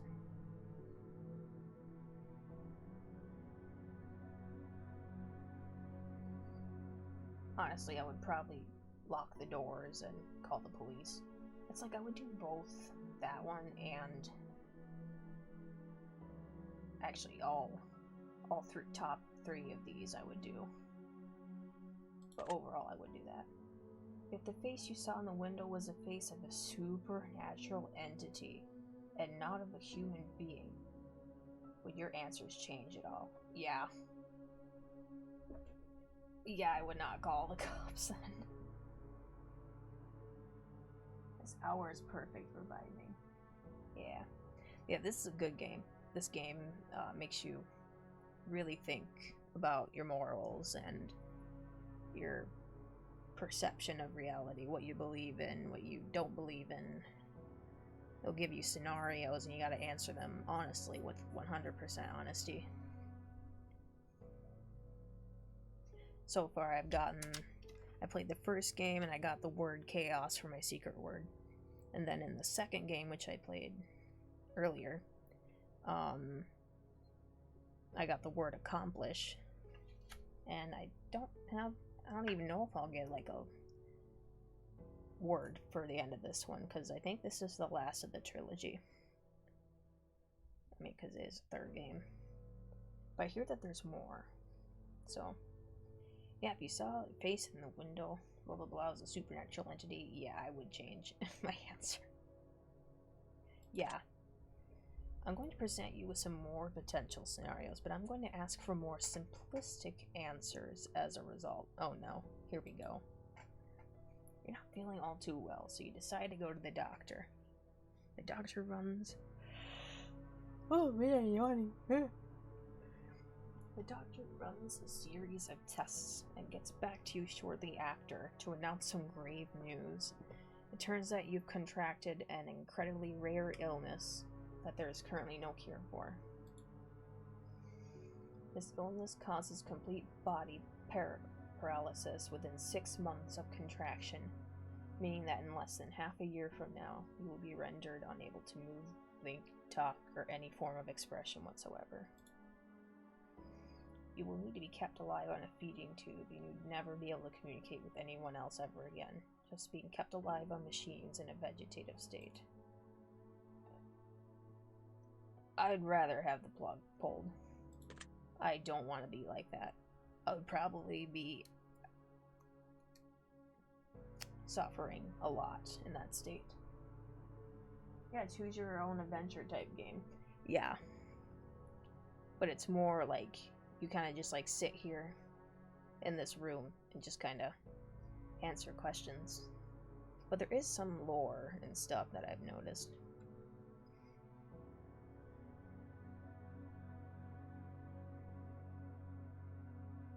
Yeah, pull the plug. How would you like to spend the last 6 months of your life while still mobile? Spending it with my friends and family. Pursuing all the dreams I hadn't yet accomplished. Making the world a better place while I can. I wallow in self-pity and probably want to die. I mean, I would feel like that, but I would make the world a better place while I can. There are diseases out there that can put you in that sort of unfortunate situation. Does knowing this motivate you to do things you've never done before and pursue more of life?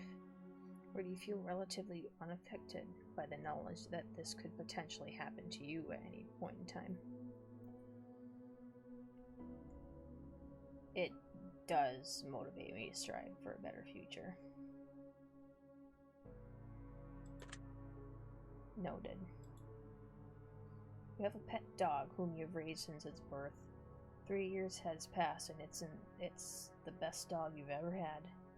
You love it like it's your own child, and one day he runs away in the middle of the night, chasing after a wild animal in the darkness. You search everywhere for your dog, but no matter what you do, you can't seem to make any progress. About a month passes and you still haven't seen any trace of your four-legged friend, until one morning you awaken to the sound of a familiar barking. You rush outside to find that your elderly neighbor in his late 80s is out on his front lawn, joyously playing with your dog.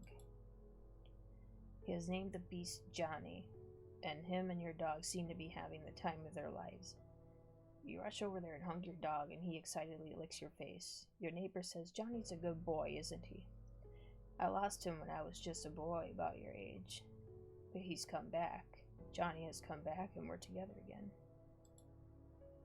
Come to find out, your elderly neighbor is suffering from dementia. I was just thinking that. Recently brought on by the stress and heartache of losing his wife just a couple of months prior to finding your dog. This dementia has caused him to believe that your dog, Johnny, is his old dog from his childhood coming back into his life to make him happy and keep him company. The dog seems to be in great shape, very happy, and well looked after. And you know that telling the old man that it isn't really his dog and that it's your dog would break his heart and crush him. Would you break the news to him that it isn't his dog and take Johnny home with you? Or would you let him keep the dog and choose to visit him daily? Yeah, I mean, if I get to play with him, I mean, I would let the old man keep my dog. I would. Does this story make you sad at all? I mean, I suppose. Can you imagine yourself in the old man's position, being so alone in life and finding one thing that can make you feel less alone?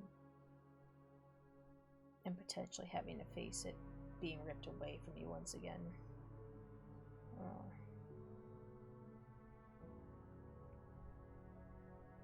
Yeah, I actually can imagine myself. I'm very empathic. Next question. Let's say you were viciously murdered by a serial killer and you fell for one of their traps as they lured you in and made you their latest victim. Boy, I have a big fear of being killed.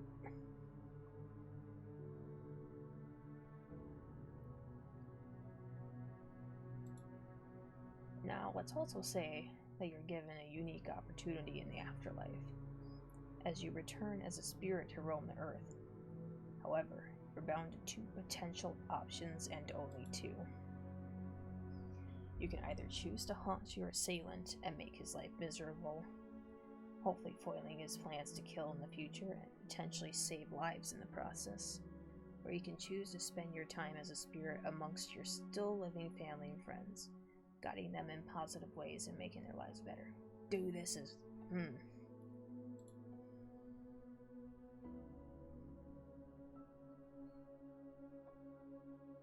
Which one would I choose? I'd stay with my friends and family all the way. Because family can go down for generations and generations. So I'd stay friends and family.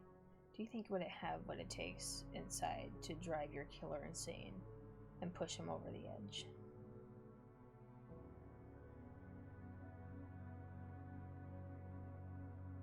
Wait, did I answer that last question correctly?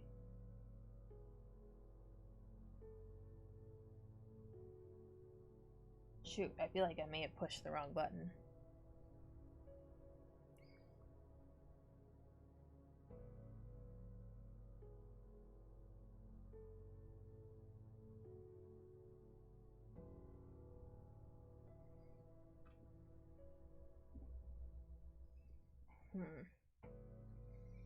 Do you think you have what it takes inside to drive your killer insane and push him over the edge? You know, from all the stuff that I've been through and what my mom has done to me and what a lot of abusive people have done to me, I probably could have what it takes, honestly. I could push him over the edge, yeah. Do you believe that this scenario is possible? No. Probably not. If the situation happened to a friend or family member and they were viciously killed, which situation would you rather have them choose? I'd rather them to stay with friends and family. Next question. One night you go to sleep and get a good rest that feels like the best sleep you've ever had. Oh, you wake up in an unfamiliar room, in an unfamiliar bed. You look in the mirror and you hardly recognize yourself. You look as though you've aged 20 years. Oh boy. There's a sticky note on the television screen that says press play. So you oblige the note and hit the play button to reveal a message that has been left for you by all your friends and family that are still alive and well, though they all seem to be 20 years older as well. They explain to you that every single day for the last 20 years you've repeated the same day over and over again.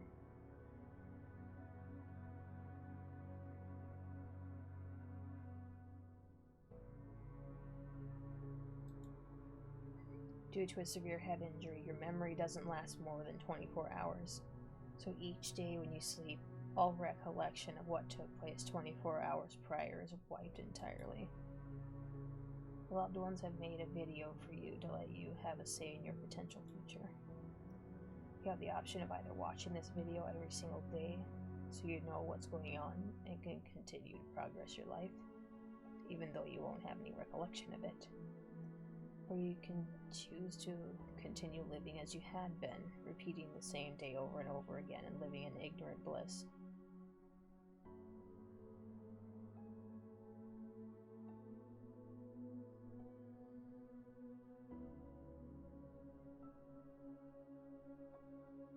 I feel like I'd like to keep up to date.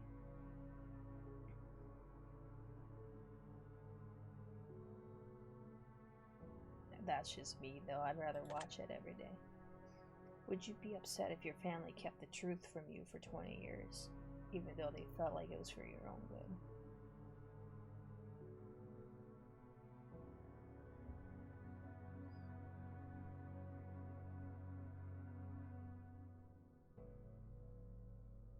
You know, I would be wrong if I said no. I would be upset. I would be. If your best friend was in this situation, would you make a video for them telling them the truth? Or would you repeat every day exactly the same for them in order to keep them happy, never letting them know the truth? Shit, man. I wouldn't make them a video. I wouldn't. I mean, I would let them live in ignorant bliss.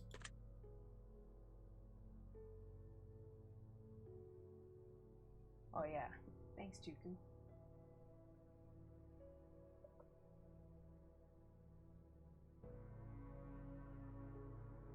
You reminded me to drink my water.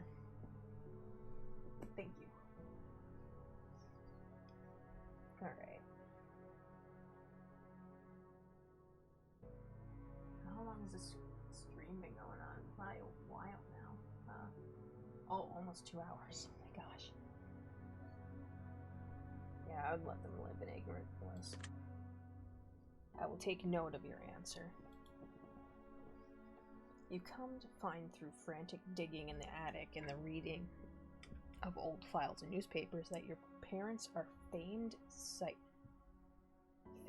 psychologists.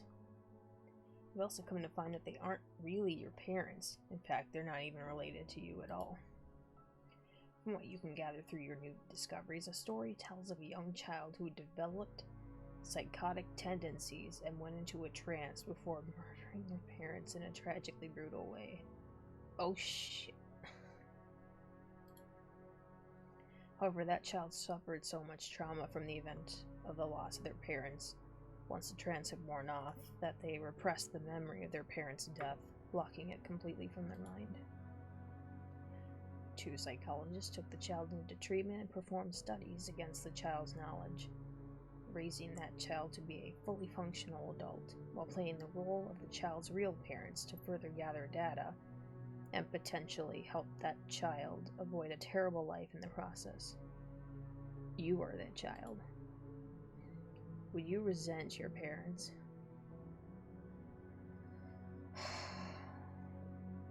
That's a tough one. Kind of sounds like Eckhart's story in a way.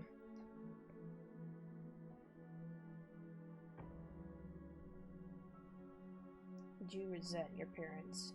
Honestly, I would understand why they wouldn't tell me, because that's a big deal. That's a big thing. they took me in. Sure, they did studies, but they made sure that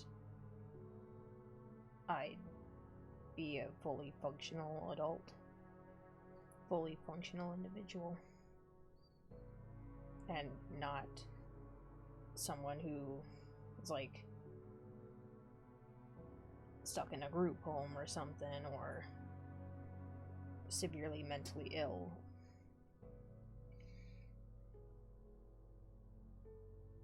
I don't think I would resent my parents because wait. Not my real parents, no, because they're... No, I wouldn't. Would you be grateful that they gave you a second chance at life? Yeah, I would. I would. Would you feel betrayed by your parents? I'd be lying if I said I didn't.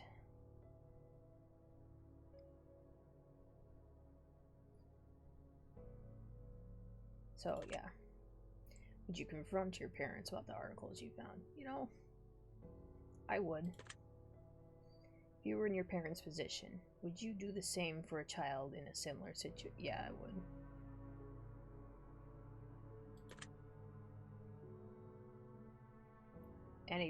I don't want that child to grow up and either repeat the cycle or fall into depression and be locked up or anything. I have one final scenario for you before we move on. The end of the world has come and gone, and all that is left are post-apocalyptic soldiers roaming the lands, combing through towns and laying waste to any survivors in their paths, in hopes of claiming their equipment for themselves, in order to survive this harsh, barren wasteland known as planet Earth. You get in good with a large colony of soldiers and spend about 6 months with them before they decide that you're not pulling your weight.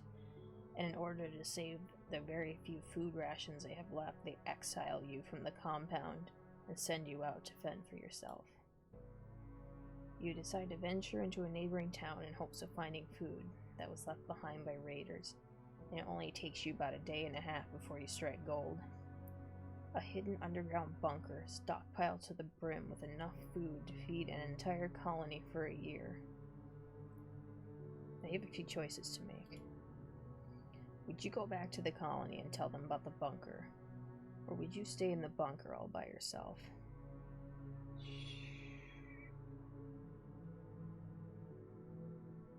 I don't think it's fair that they kicked me out. I really don't think it was fair. But if they're going around killing the remaining people of humanity, I mean,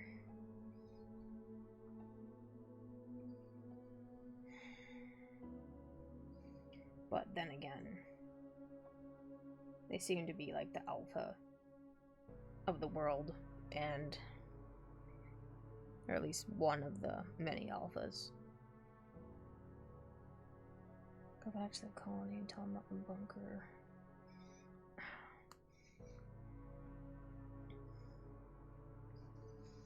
This is a tough decision. Because, like, that food would probably keep me alive for a long time. But the thing is, what if they come upon the bunker later and they find me in there? Then they would definitely shoot me and kill me. It's only a matter of time, honestly. So I feel like, weigh my pros and cons, I'd go back and tell the colony. They probably wouldn't shoot me. If you could choose to only tell some of the soldiers about the bunker and let them in so you could lead a new colony, but exile the soldiers who exiled you, would you do it?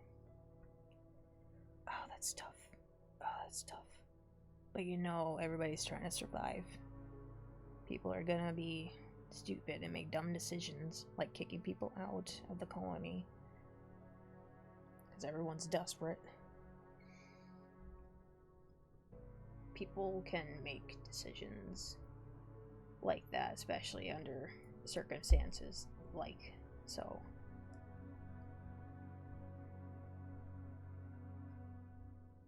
So, if you could choose to tell some of the soldiers about the bunker and let them in so you could lead a new colony, but exile the soldiers who exiled you, would you do it? No.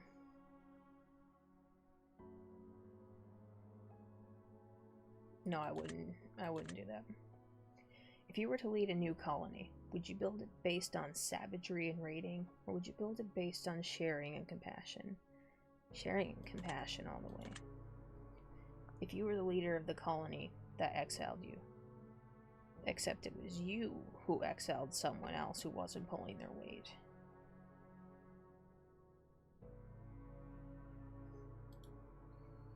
And that person just so happened to find themselves in a similar situation where they found a jackpot worth of food in an underground bunker, but they refused to share with you in the colony. Would you raid them and steal it for yourselves, or would you let them keep what they found? That's the thing, if we have, like, no food at all.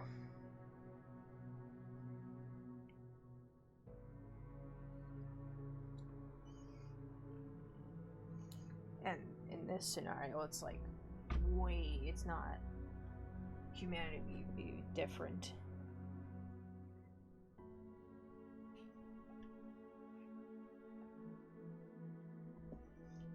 Why couldn't I raid it and bring it back into the colony? Like,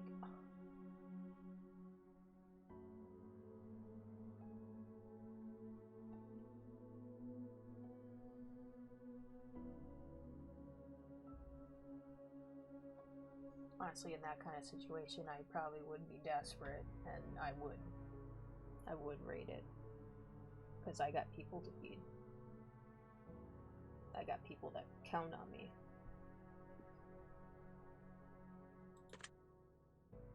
Very interesting. Well, that wraps up this portion of the test. But I need more from you before I allow you to rest. Really? This one's longer than the other two. A choice here, choice there. Which would you rather? Moral dilemmas abound from what I can gather, and you will answer clearly, crisp, and concise. Will you be selfish, or is your conscience a vice? In just mere moments from now, we both shall see the difference between who you are and who you wish to be. Oh no. Oh no. Let us begin. Oh boy. Just played the first game and I got encouragement from it. That's cool, Core. You got a very different answer from me. I got chaos. Alright, let us begin. Would you rather abandon the person you love most, or be abandoned by the person you love the most? I mean... Oh, that piano tone just nailed it. I wouldn't abandon the person that I love the most. I'd rather be abandoned. Would you rather have friends in high places who could get you anything you wanted, but didn't necessarily care about you, or friends who couldn't give you anything but they feel a deep personal bond with you? Friends with a stronger bond. Would you rather find $10,000 and get to keep it for yourself, or find $20,000 but have to split it 4 ways with your closest friends and family? I'd split. Because then, I mean, everybody would get... what is it when you split 20,000 in 4 ways?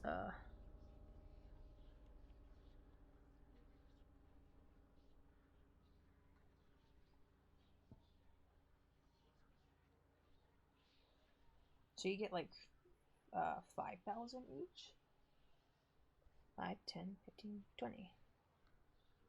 Split it 4 ways. Yeah.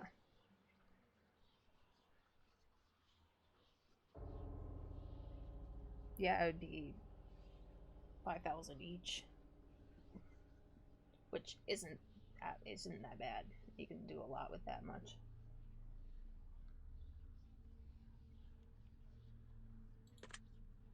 Would you rather cheat on your partner but never get caught, or know that your partner cheated on you but have no way of proving it?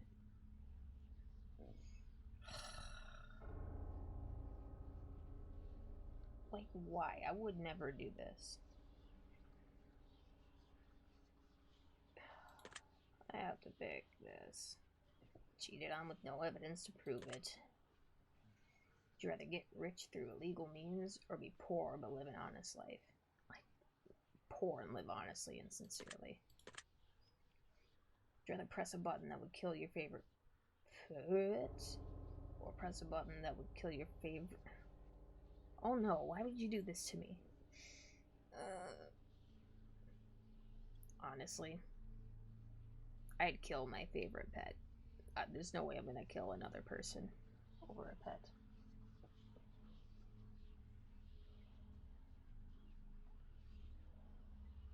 I'd kill my favorite pet. Would you rather get fired from a high-paying job or have to fire your friends from a high-paying job? I'd rather get fired. I'd rather get fired. Would you rather sleep with your step-sibling or sleep with your best friend's partner? Why are these so awful? Sleep with your step-sibling or sleep with your best friend's partner? Honestly, ew, not ew, no. Probably best friend's partner. Yeah, best friend's partner. Would you rather save your best friend from certain death and let 1,000 strangers die, or save 1,000 strangers and let your best friend die? Here comes the hero moment. Man,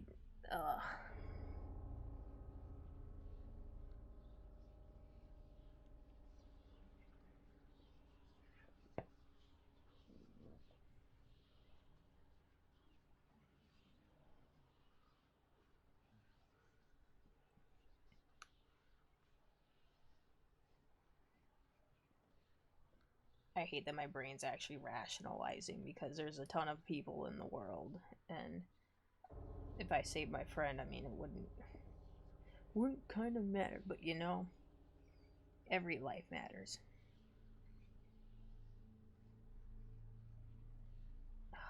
But this is a would you rather. I hate these type of things. Fuck this question.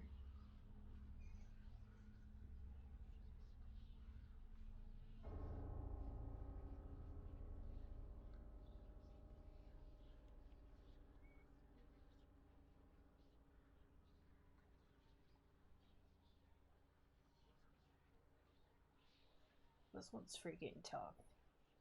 I got stuck on a question like this last night.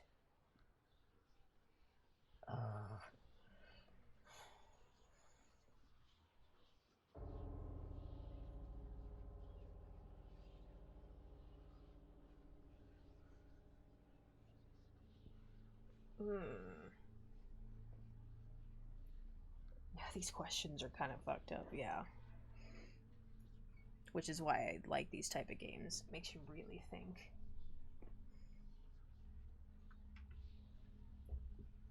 Honestly. Not really. I feel like I have to press some type of button. I would probably save my friend. I'm just gonna click it. Would you rather get free food for the rest of your life or rescue a starving child from a third world country? Rescue a starving child.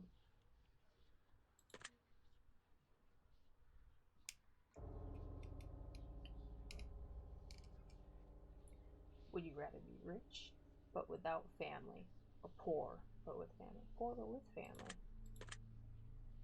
Would you rather have to steal food for the rest of your life in order to eat, or steal enormous amounts of money from the wealthy, but have to destroy the money immediately after?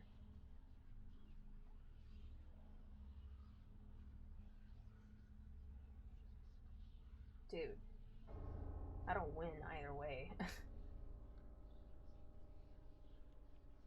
Is your friend worth 1,000 lives? Answer now or else. Steal food for the rest of my life, or steal money from the wealthy and destroy it. I mean, it would be nice to stick it to the super wealthy people, but it could cause a lot of backlash.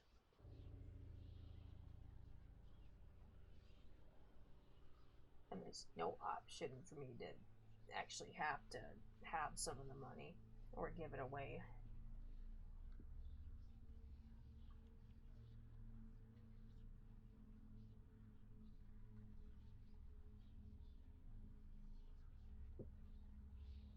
I'd probably, because I don't like the thought of stealing food for the rest of my life. I don't. Steal money from the wealthy and destroy it. I'll be like Robin Hood. Would you rather serve 4 years in the military during wartime, or move to a third world country and never be allowed to return home? Oh boy. I'd probably serve 4 years. Because then I'd be guaranteed to come home. It was 4 years. Would you rather always be traveling 10 miles above the speed limit, or 10 miles per hour below the speed limit?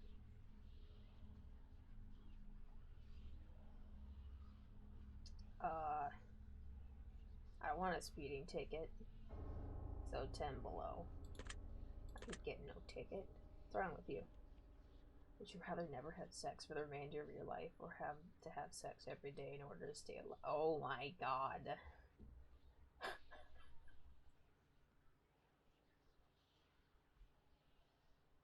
I mean, could just be a quick, 5 minutes every day. I'm already in a third world country checkmate game. Oh no, Tuku.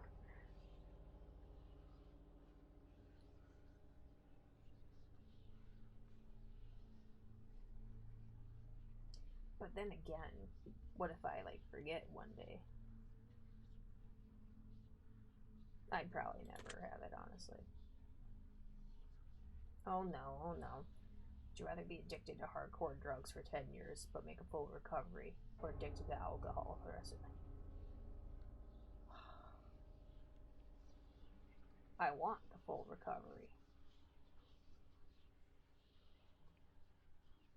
Because this one, you don't win. You're an alcoholic the rest of your life.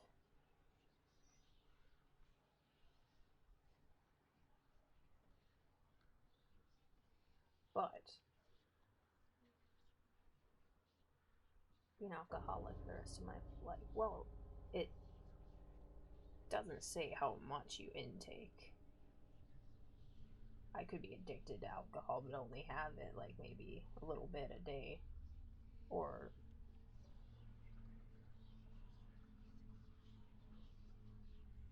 yeah, both do damage to your brain. Honestly, hardcore drugs would really do severe damage. But alcohol,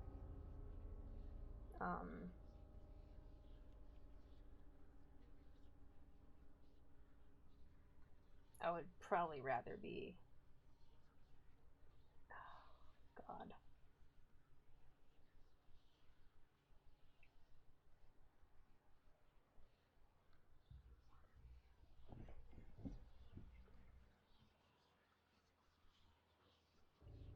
Make the full recovery. Would you rather live to be 200 years old in a perfectly preserved, youthful body and have to watch your friends and family die around you? Or live to be 70 but die before your friends and family?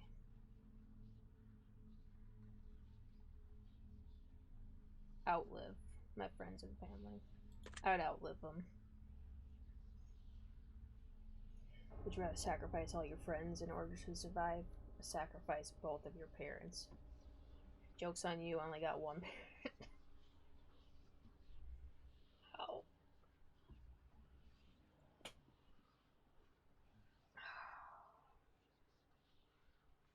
All my friends. And I have quite a lot of friends. So this is kind of like the, would you sacrifice your best friend and kill and save 1,000 people? This is like that question.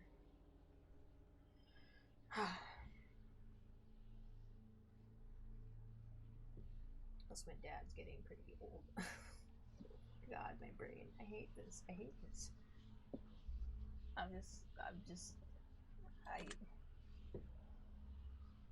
don't like this.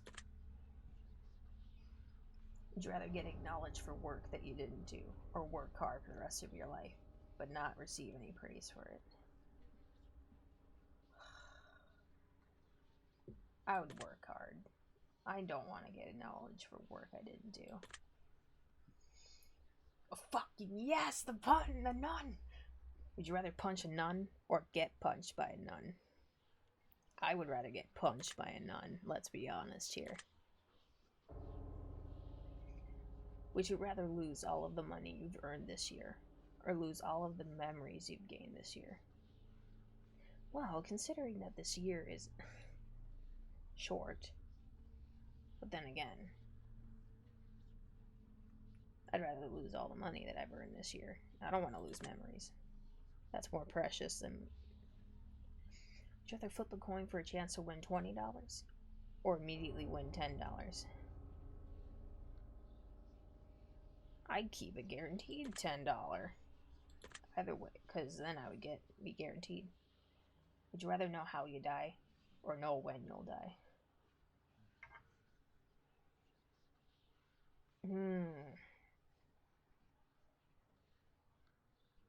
That's tough.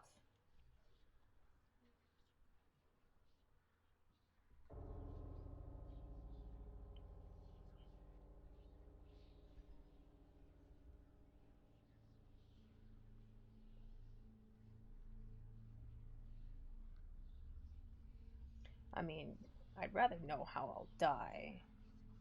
In that case, if I knew how I'd die, I would do my best to avoid dying like that. But then, and if you know when you'll die, you don't know the premise of when you'll die. You don't know any details. I'd rather know how I'll die. Would you rather be blind, but be able to see crystal? What? Would you rather be blind, but able to see crystal clear underwear, or be deaf always?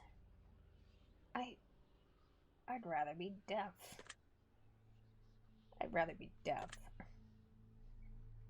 Would you rather give up all interest in social media, but be able to travel the world for free, or have the best internet in the world for free, but never leave your house?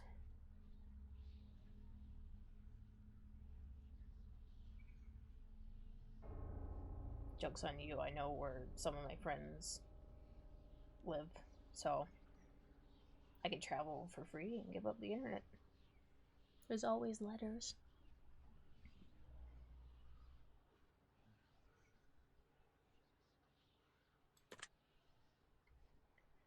Would you rather walk barefoot across a bed of hot coals, or walk barefoot through a pitch black snake infested corridor? I'd rather walk barefoot across hot coals, because I don't know if any of those snakes are poisonous. Would you rather be the judge who sentences people to death, or the executioner in charge of killing them? Oh.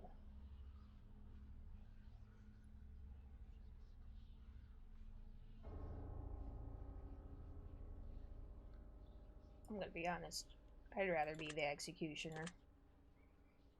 Would you rather have a witch cast a nasty hex on you so you'll always have bad luck, or be haunted by a demon intent on possessing you?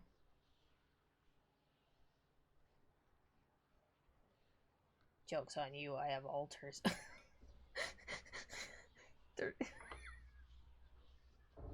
I'm sorry, but I had to. I'd rather be haunted by a demon seeking possession. Would you rather be married to someone incredibly beautiful who doesn't find you attractive? Or be married to someone who you're not even remotely attracted to, but they find you incredibly attractive?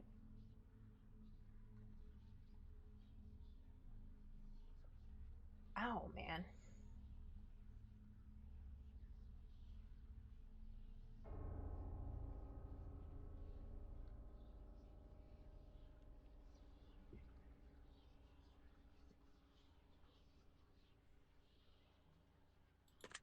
I'd marry to someone I'm not well,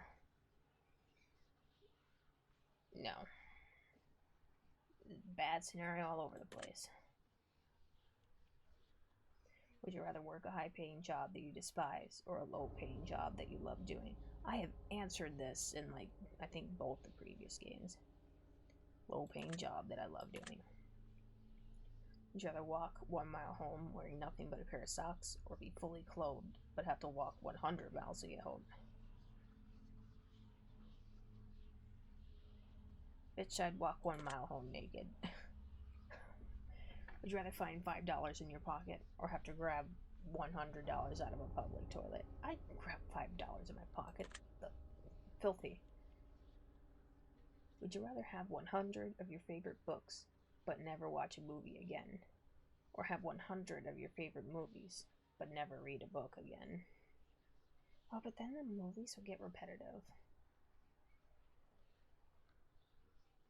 And with books, like, if you have 100 of them, that's quite a few. I give up movies for 100 books. Would you rather always be 20 minutes late to everything or 2 hours early to everything? I'd rather be 2 hours early. Because being late is not good. Would you rather find a dead body or be a witness to a deadly assault? Ouch.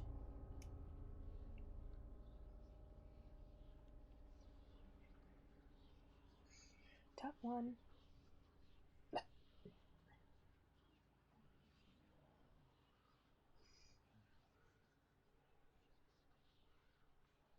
I'd probably rather find a dead body, let's be honest. Well, but then be a witness to a deadly assault. This bad news bears all over. I don't win with either of these.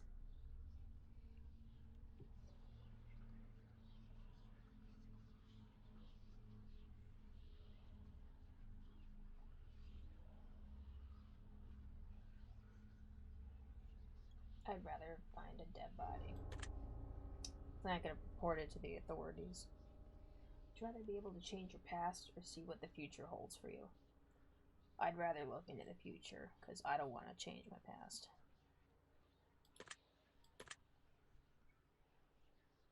Would you rather have one really great friend or 100 mediocre friends? I'd rather have one great friend.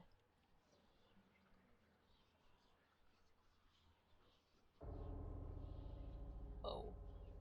Would you rather lose all of your teeth or lose 1 day off your life every time you kiss someone? Joke's on you, I barely kiss anybody, so... Well...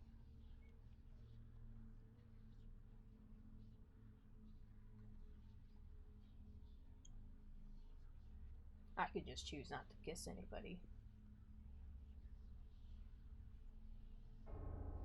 See, this means if I kiss someone, if someone kissed me, that wouldn't matter. So I would go with this. Would you rather win the lottery and lose the ticket before you can collect your money, or see your worst enemy win the lottery?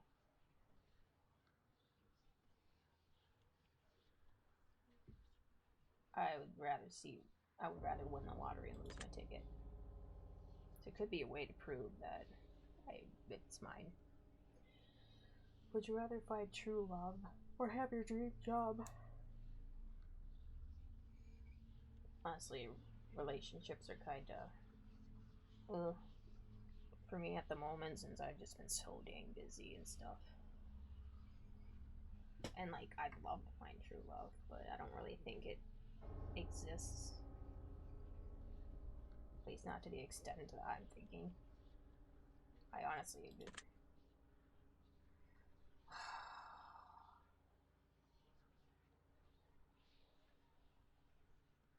This is hard.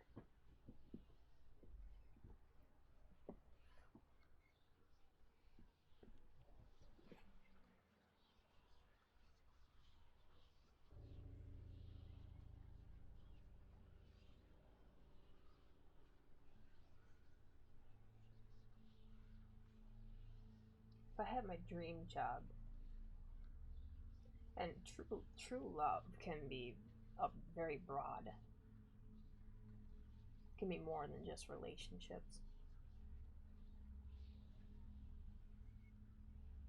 I could have my dream job but not be able to have, like, find true love and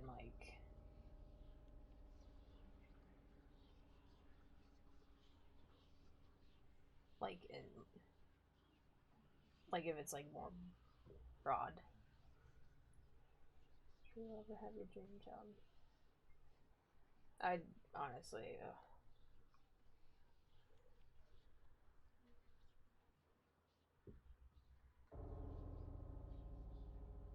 God, it's tricky.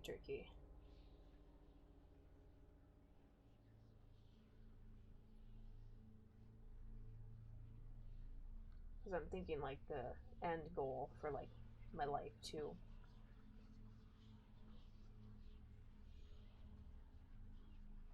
Because my dream job is to help people through my art.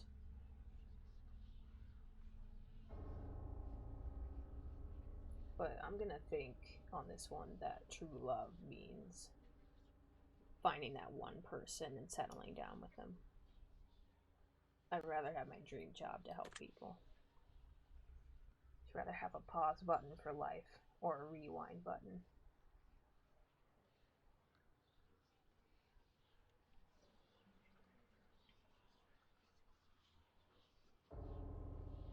Honestly, I would probably have a rewind button, but I would only use it in like certain circumstances. Like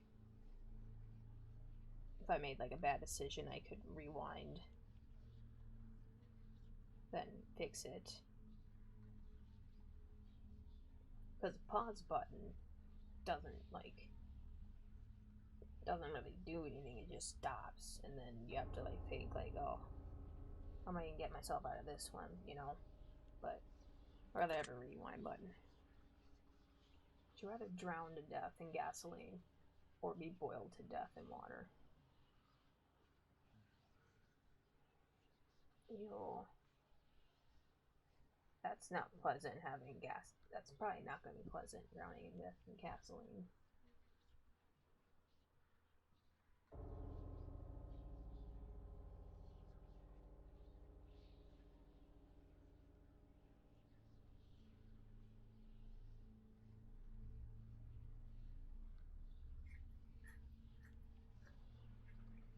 I don't know which one would be longer. I mean, at least with gasoline, I like the smell. So, if I were to pick drown to death in gasoline, would you rather make a new friend every day or get $100 a day for doing nothing but never have friends again? Yep, make a new friend every day.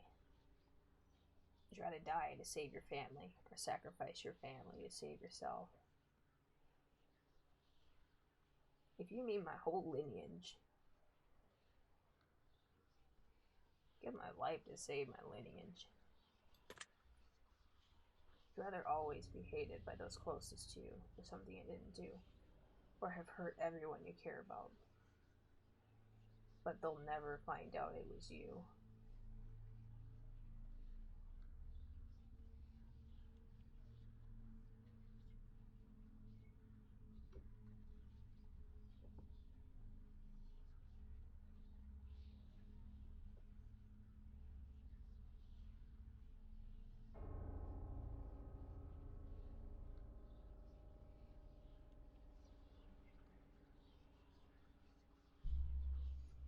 God, I would really hate, like, this last one.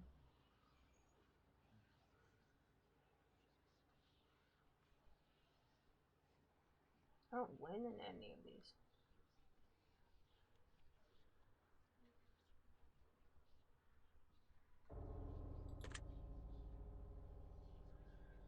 Would you rather sleep with your worst enemy or sleep with someone who you know has many incurable STDs?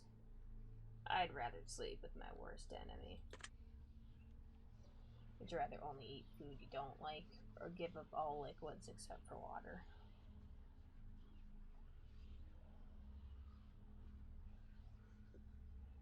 I'd rather give up all liquids except for water. Would you rather always listen to music at max volume or always listen to music just above the lowest volume? Oh, God. Max volume would be horrible. I would probably low volume. Would you rather meet your hero and find out that they don't like you or never meet your hero at all? I'd rather never meet my hero. Would you rather never have a pet for the rest of your life or never have friends for the rest of your life? I'd rather never have pets. Would you rather live in excruciating pain for the rest of your life or live pain-free, but everyone you know and love will live in excruciating pain for the rest of their lives? I'd rather live in excruciating pain then. Thank you for answering my questions, but we are not yet done. Jeez, Destiny. We have made it through many categories except for one. These final questions will be from deep within. I want to see your soul. Have you punched a nun? I want to see your heartbeat quicken. I want to learn all that you know. I want to see what makes you think. I want to know what makes you tick. I want to know your darkest truths. I want to know what makes you sick. Ooh. I want to expel the truth from yourself. I want to feed on your precious fate. Yo, I love you. Enemies to lovers? Sign me up. Yep. I want to learn of all your love and bathe in all your hate. Whoa. Whoa now, hey, take me out to dinner first. So one last time we sit together as we await the final revelation. These are the last questions I have, the last examination. Have you punched a nun? Take your time, do think hard, savor every moment dearly. When I'm finally finished with you, you will see it all ever so clearly. And here we go. Have you punched a nun? Oh. Never mind. Is he flirting with you now? Oh my god, I think he is. He probably likes me for my answers. Choose one of these words that you feel resonates with you most in this very moment. Morbid, destructive, insane, unclean, volatile, impetulant. I need to look up what impetulant means.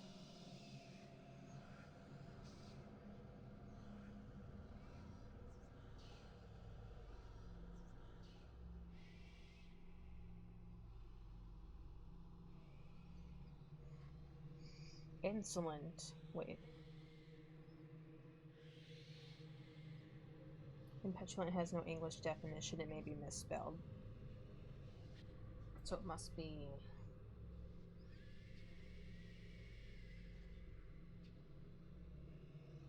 Impetuous is an adjective used to describe something or someone as being or doing things that are not thought out or researched. Someone who makes rash or unplanned decisions.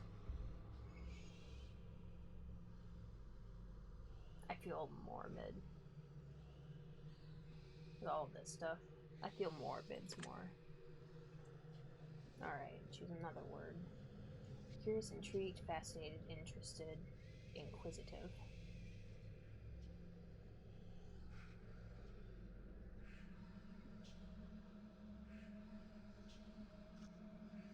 Inquisitive. Fancy word. Do you ever lie to those who are closest to you?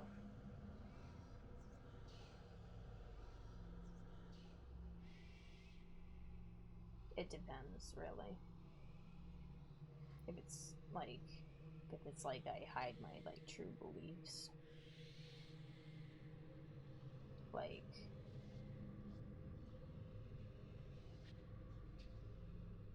and someone else like believes in a different thing, and I don't want to make them like uncomfortable, so I guess I would lie.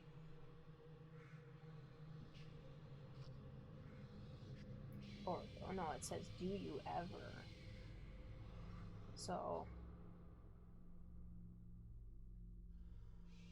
the game ends and the word it gives you is INFJ. No. I'd be so pissed. You have to lie to those who are closest to you.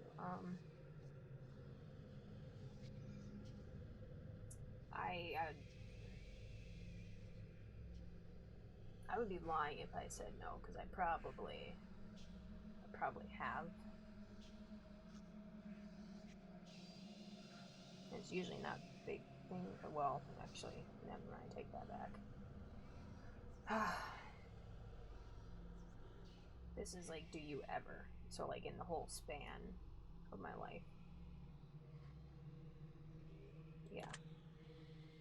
Have you ever hurt someone whom you know didn't deserve it?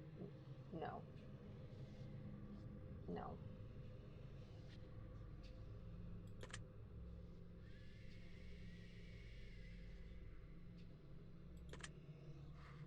You ever lost your temper when you know you shouldn't have? I rarely lose my temper. I barely have a temper at all.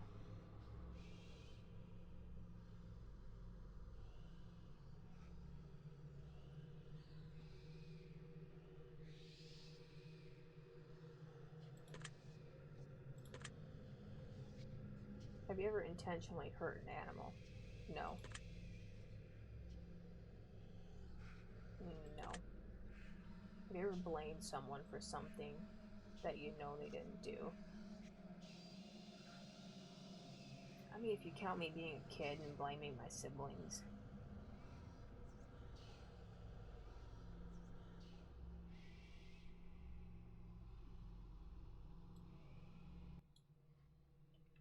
Hey, is that better? Can you hear me? Sorry about that. I thought I was told that I was good on volume. How's that? That better? Yeah, much better. Okay. Here, this one's tricky too.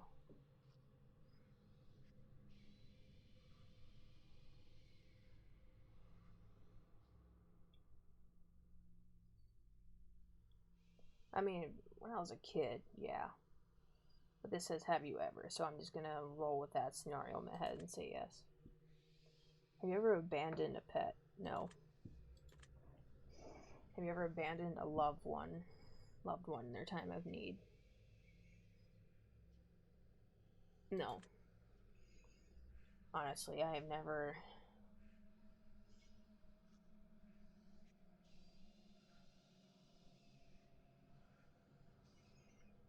I've never really like been in that situation because I used to be closed off from the rest of the world, so I didn't ever like have the chance to even do this. So, and I wouldn't do it. No. You ever stolen something from someone that you cared about? Hmm.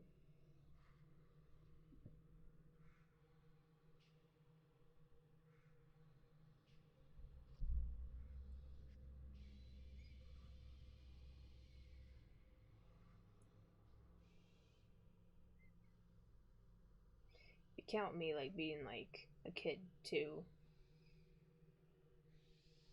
because like there are plenty of times of me stealing something from like siblings and parents and stuff. I'm gonna roll with yeah for that reason. You ever broken something to spite someone that you cared about? Not to my knowledge. You ever played the victim in a situation even though you hadn't been wronged? No. Have you ever had romantic feelings for someone who wasn't your partner while you were in a relationship? I'd be lying if I said no.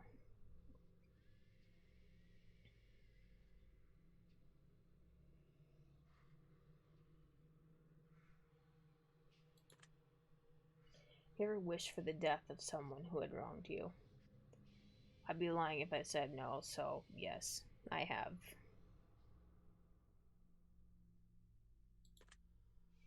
You ever wished for the death of a loved one?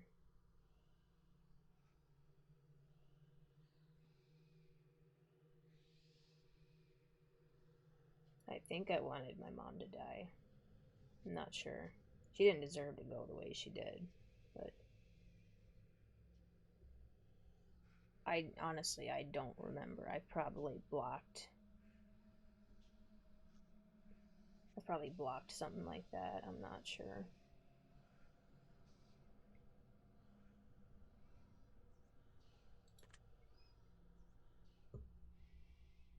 But I would say no. If you knew that writing someone's name on a piece of paper could instantly cause their death. Is this fucking Death Note all of a sudden? Would you write down anyone's name?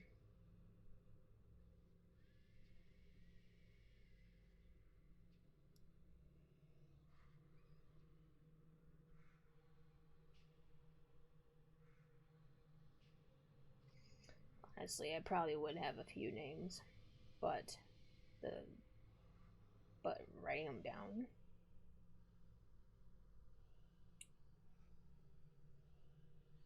I don't know.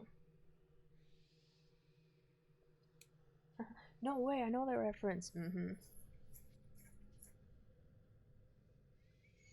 I mean, the urge would be so strong.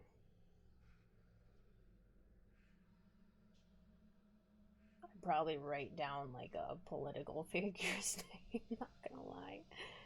Or something. Just hacking off all the bad people in the world. You know what? I probably would. Yeah, I probably would. Do you feel like you could spend more time with your loved ones than you currently do?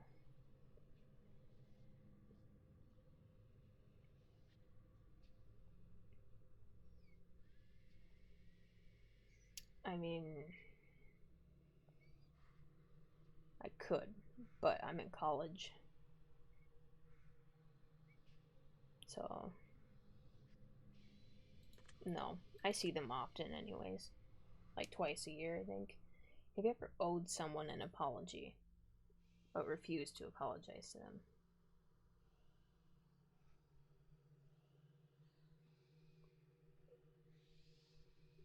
No.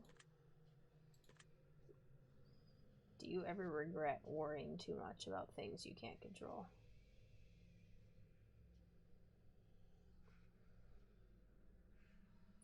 Yeah. You ever regret worrying too much about things you can't control? Honestly, every single day I worry about things that I can't control. Do you ever feel like your negativity brings other people down? I don't think so, because I tend to keep it bottled up, and that's what my therapist is for, too.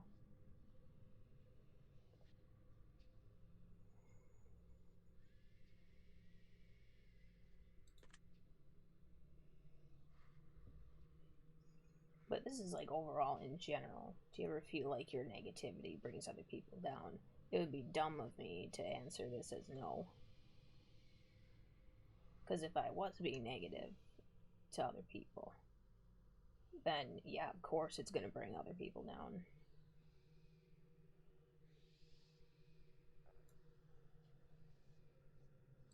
So I'm going to roll with yeah. Do you ever regret not standing up for yourself when you feel you've been wronged? Yeah. Yeah, I do. You ever feel like you let others influence your decision making too much? Yeah. You ever wish that you lived a more honest life? No.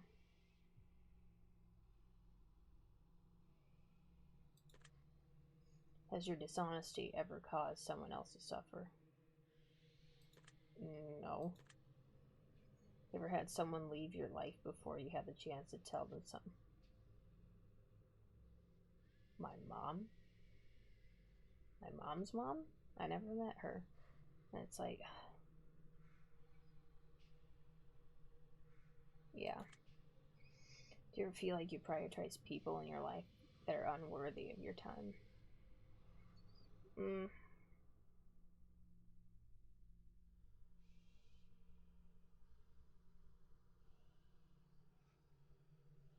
no. Do you ever feel like you prioritize your own wants before those who need you most? No.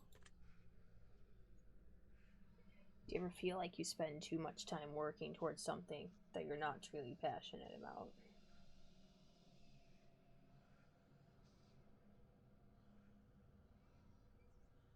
I I'm torn on this one.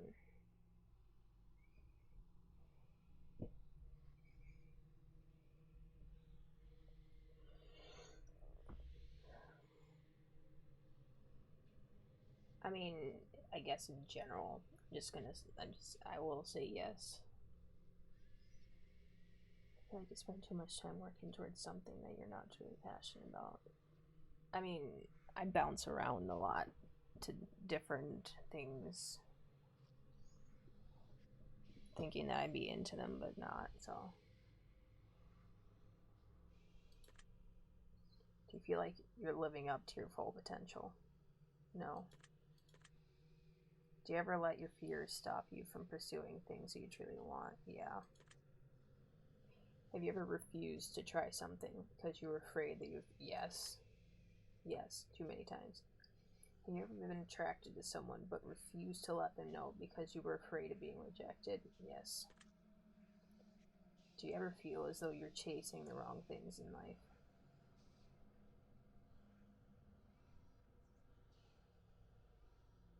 I have pondered. I have pondered that. Do you ever feel like you spend so much time planning for the future that you ignore the present? God, yes. Do you feel like your friends and family like you more than you like them?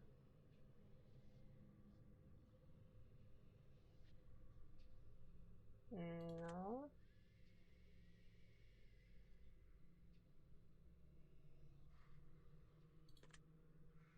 Have you ever loved a pet more than your family? Yeah, I would say yeah. Having an abusive mother will do that to you. Do you ever make up excuses to get out of going to an event instead of just telling the person who invited you that you don't want to go? No.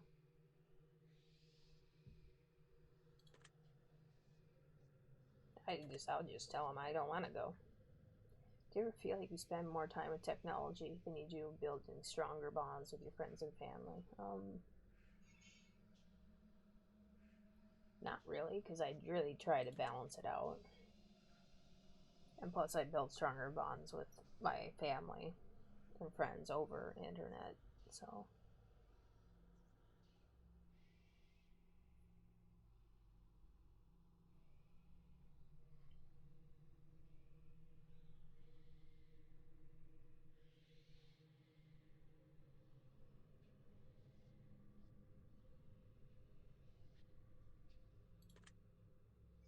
have you ever defended someone that you shouldn't have?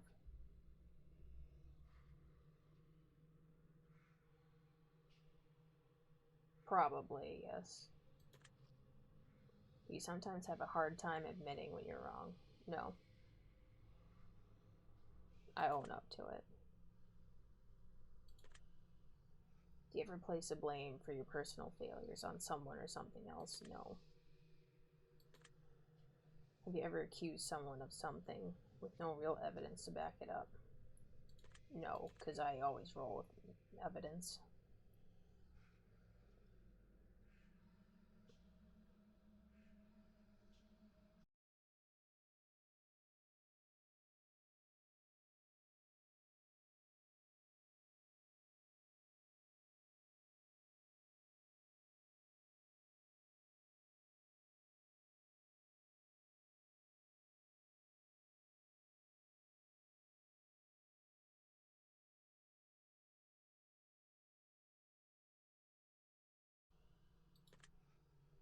Have you ever acquired something that you didn't really want just because someone else wanted it? No. Do you ever feel like you're not living up to others' expectations? Yeah. Have you ever walked out of someone's life without any explanation?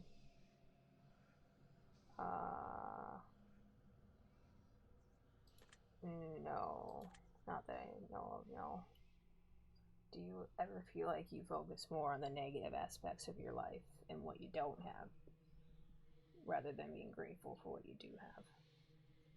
I am actually a rather grateful person for what I do have.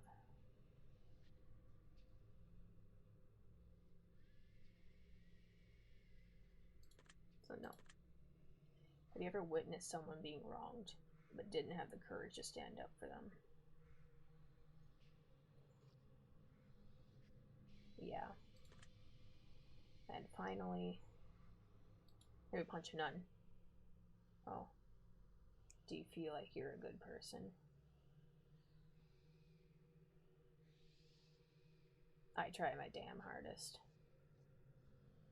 I I truly believe I'm a good person. I'm really trying to be the best I can be. That concludes the ending of your examination. In your mind, I have dug myself a hole. Oh no. I will analyze your answers very carefully. And now it's time for me to gaze into your soul. You haven't been doing that this entire time? Seriously?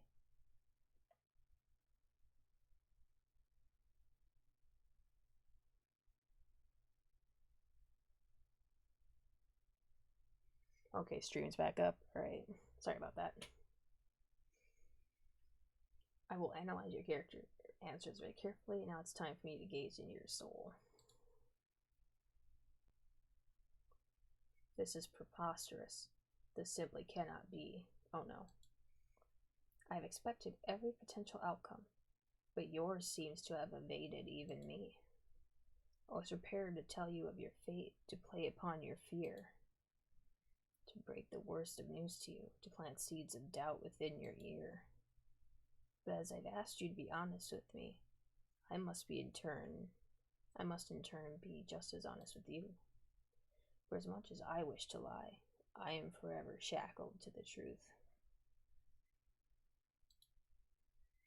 From what I can deduct from deep within, from everything you shared with me. In return, I shall share this with you. This is what I see. You sure been through a hell of a lot in life. The life that you've managed to live and the things you've managed to experience.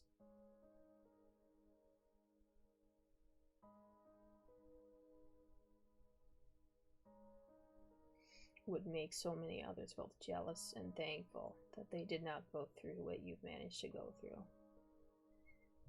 Yeah. So I've been told. You're such a warrior. You are the embodiment of what it is to be strong, a lot stronger than you even realize. One criticism I can offer you, though, if any, is that you need to lighten up at times. Whether it be on others, or more importantly, on yourself. The burdens of the world are not on your shoulders. You can get stressed very easily. It's in your nature. Take some well-deserved time for yourself. You owe it to yourself, seriously. There's one major thing in your life you really need to get a strong handle on, however, and that's your financial status. You're not secure enough for your own liking. You are not where you want to be forever. and you know it. You've still got time. The end of the world is not near, even though it may feel like it sometimes. You've managed to get this far. You can get a whole lot further with just a bit more effort, but it's up to you to push hard. Remember, nothing in life lasts forever. This includes debt, but this also includes fortune. Everything can be turned around in the blink of an eye from one great decision, but be mindful, because everything can be taken away from you in that same blink of an eye too. Yeah, I know that for a fact.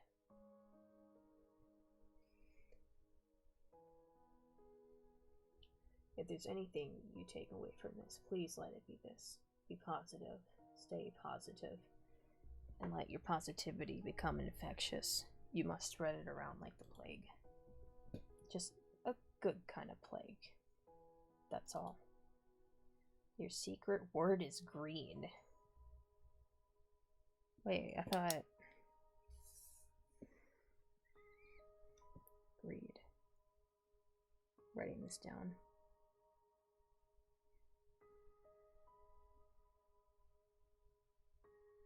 Huh.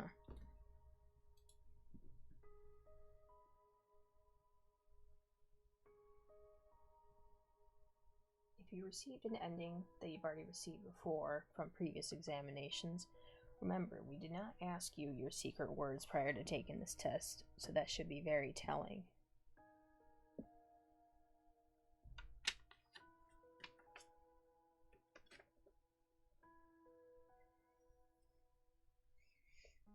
It means something very special. If your result was the same as something you've got previously, we'd like you to add the phrase twin words next to your secret word in the comments. Okay, twin words. I think my accomplish and greed were...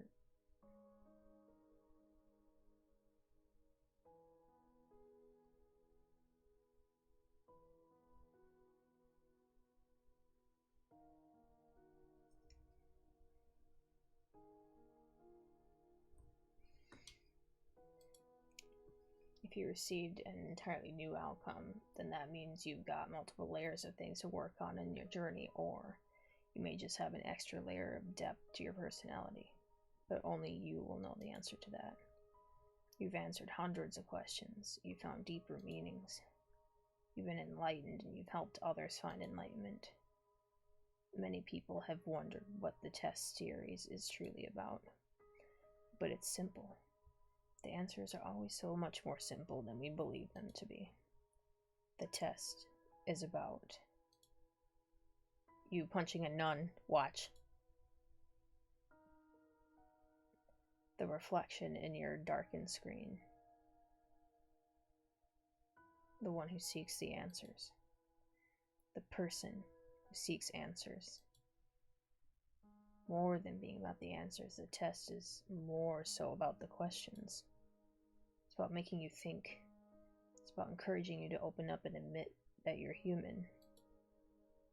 Just as human as everyone else. The test is about unity. The test is about compassion. The test is about bringing people together and showing the world that we're not so different after all. Look at all of the secret words that have been left in the comments. Look at all of the thousands of people who are just like you. We all feel so lonely sometimes. We all feel flawed. We all feel pain. That's because every single one of us is human. The world judges one another based on so many variables, but they're the most hypocritical set of variables imaginable. We judge each other, and are judged ourselves by our peers who do the same exact shit that they judge us for in the end. And that we judge them for too. You feel flawed because you are flawed. You feel afraid because you have the right to be. You feel overwhelmed because the world is overwhelming. Depression is overwhelming. Anxiety is overwhelming. Our problems are overwhelming. Suicide is an epidemic. We're losing loved ones before their time, and any one of us can fall on the hardest times of our lives at any given moment. We can lose everything we know and love instantly and unexpectedly. But one thing that we are not is alone. You are never alone. We're all flawed because we're all human. We're all scared because we're all human. We all fight these battles every single day because we're all human. But you never have to feel alone in your fight. Look at all the secret words that have been gathered that match yours.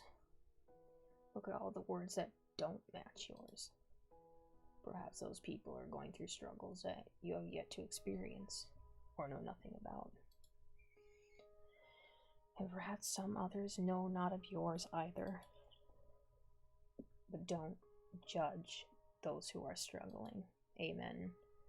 Help them, just as you'd wish to be helped in your time of need. Don't be afraid to ask for help and reach out to those who are. Everyone is suffering. Some of us just suffer quieter than the others.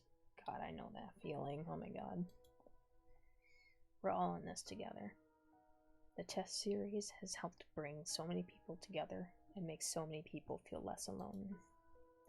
We've read your comments, and others are free to do so as well. We've read about how these games have helped you. We've read about how much positivity they've spread. We've read how many people say their lives are forever changed. And I'll tell you one thing. If even one life was saved in the process of this social experiment, then it was worth conducting. And every single one of you that left a comment is a hero. By leaving comments, you helped spread the message out to others. You helped spread a positive light in a very dark time for so many people. And those people have you to thank for it. There are so many people in this world who do nothing for others, and they'll continue to do nothing for others. They won't lift a finger to help others around them because they don't understand that someone is suffering just as much as they are. They're just too afraid to open up about it. But not us. We've all opened up quite a lot, haven't we? We were brave enough to answer these questions that so many people fear admitting to.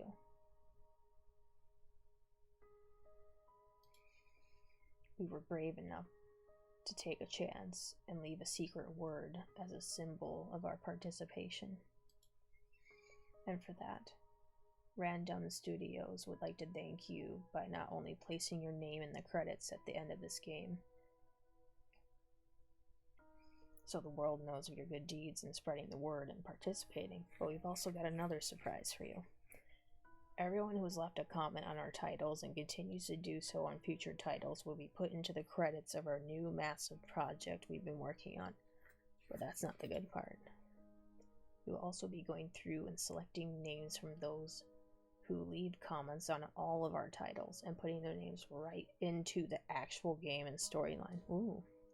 Whether it be a special item, a piece of the lore, or a character named after them, and much more. You've contributed your time and energy and helped others in need.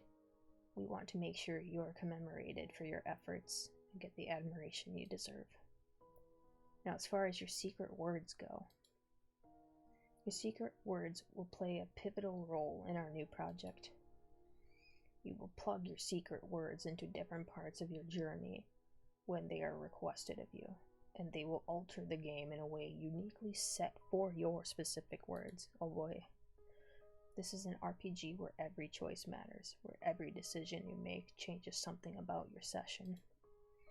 This is an RPG that focuses on every human emotion and the decisions we make and how those decisions make us feel. Keep an eye out in the future for our main project, Chasing Demons, where every NPC from all of our titles will be represented with a storyline. And the world will get to see how they all tie in together. Yeah, I'm actually curious. You helped shape it. You helped make it what it is.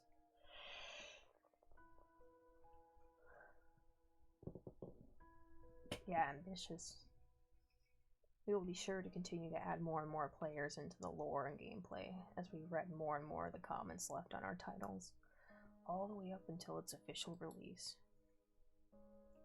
And again, to commemorate those who all participated across all our titles, we will be periodically selecting names from all of our titles. Oh.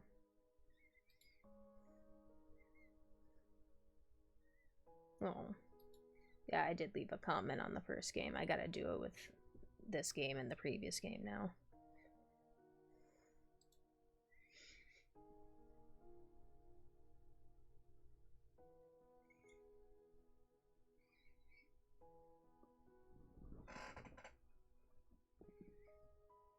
Yeah. So important. So important to be saving people's lives like this.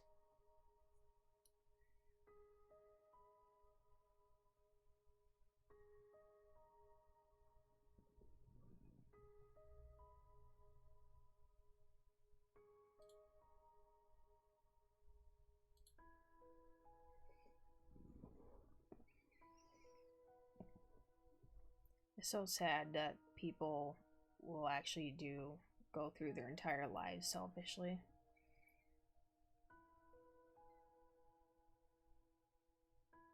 I mean, it's like you feel bad for them, but it's like... Sorry, I'm trying to read this at the same time.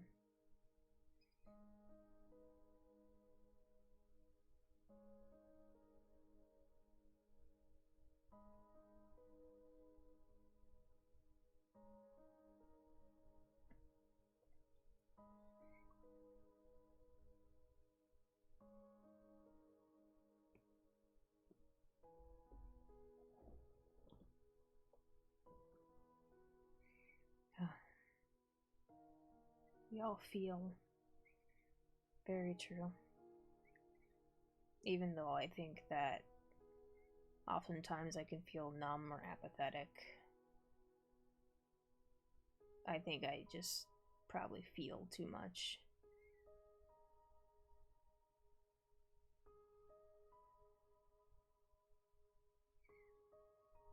And then I end up suppressing it because the pain's too much. Because I've been there. And shit. Life's hard.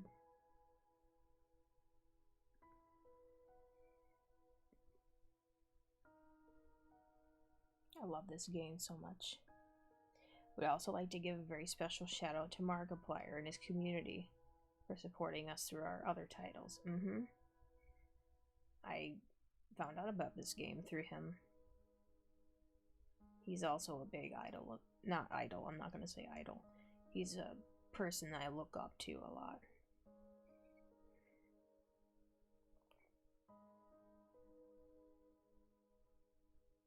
And we really hope you get to punch a nun at some point in the near future.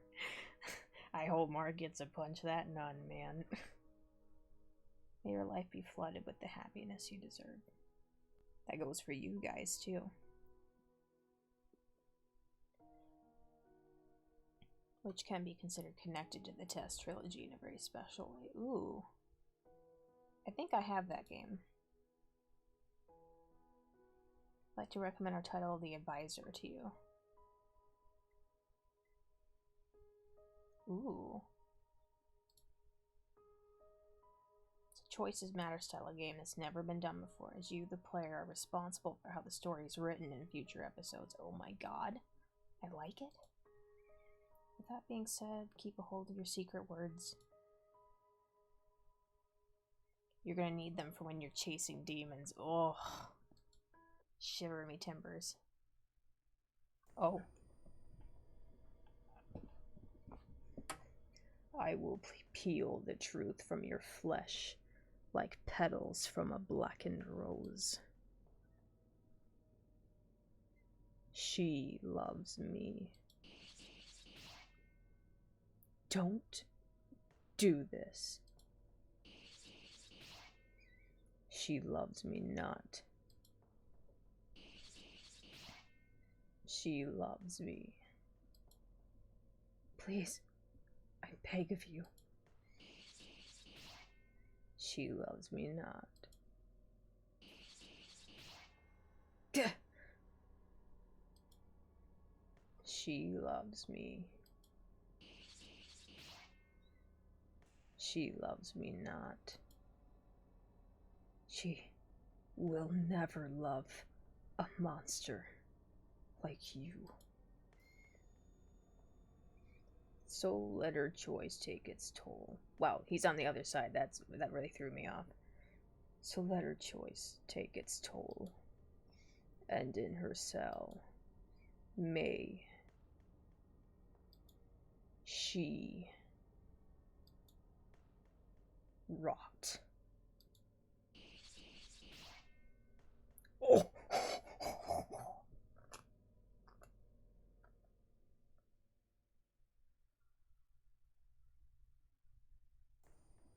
That was cool.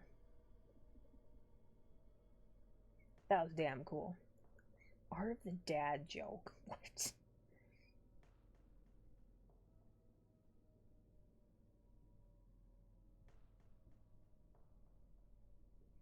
Hello, ma'am? I'm here. What the fuck is wrong with you? What the fuck do you know? And many more. That sure was a way to tease the project. No kidding. I love it. No, I'm not gonna look at the list this time. The list took like so long to go through.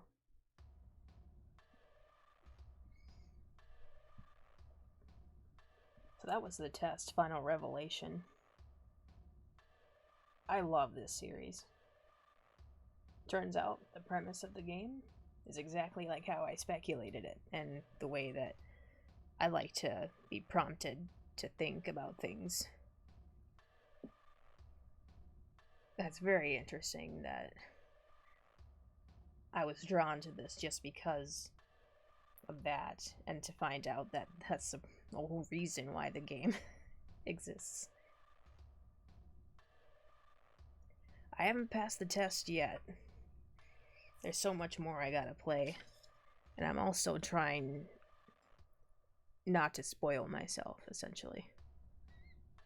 Because now I'm like 2 games ahead of Mark. I think 2 games. I think I only watched a little bit of his second game playthrough of the test.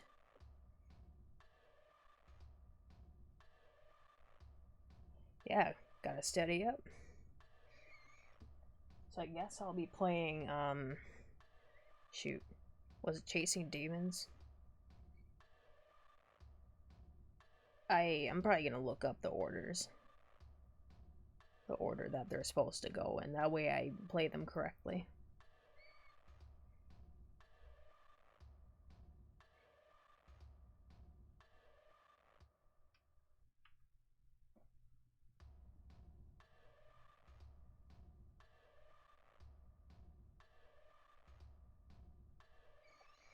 Yeah, these type of games fascinate me.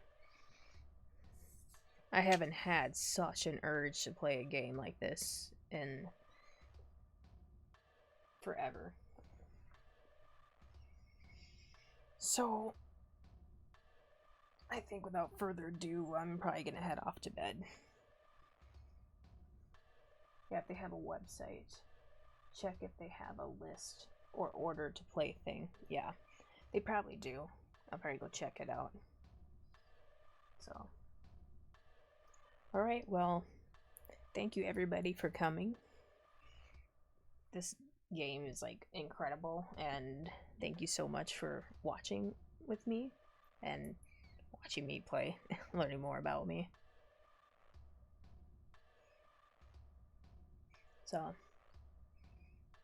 I bid you all farewell, and have a good evening, good morning, rest well if you're about to go to bed. I'll see you all in the next stream. Bye for now.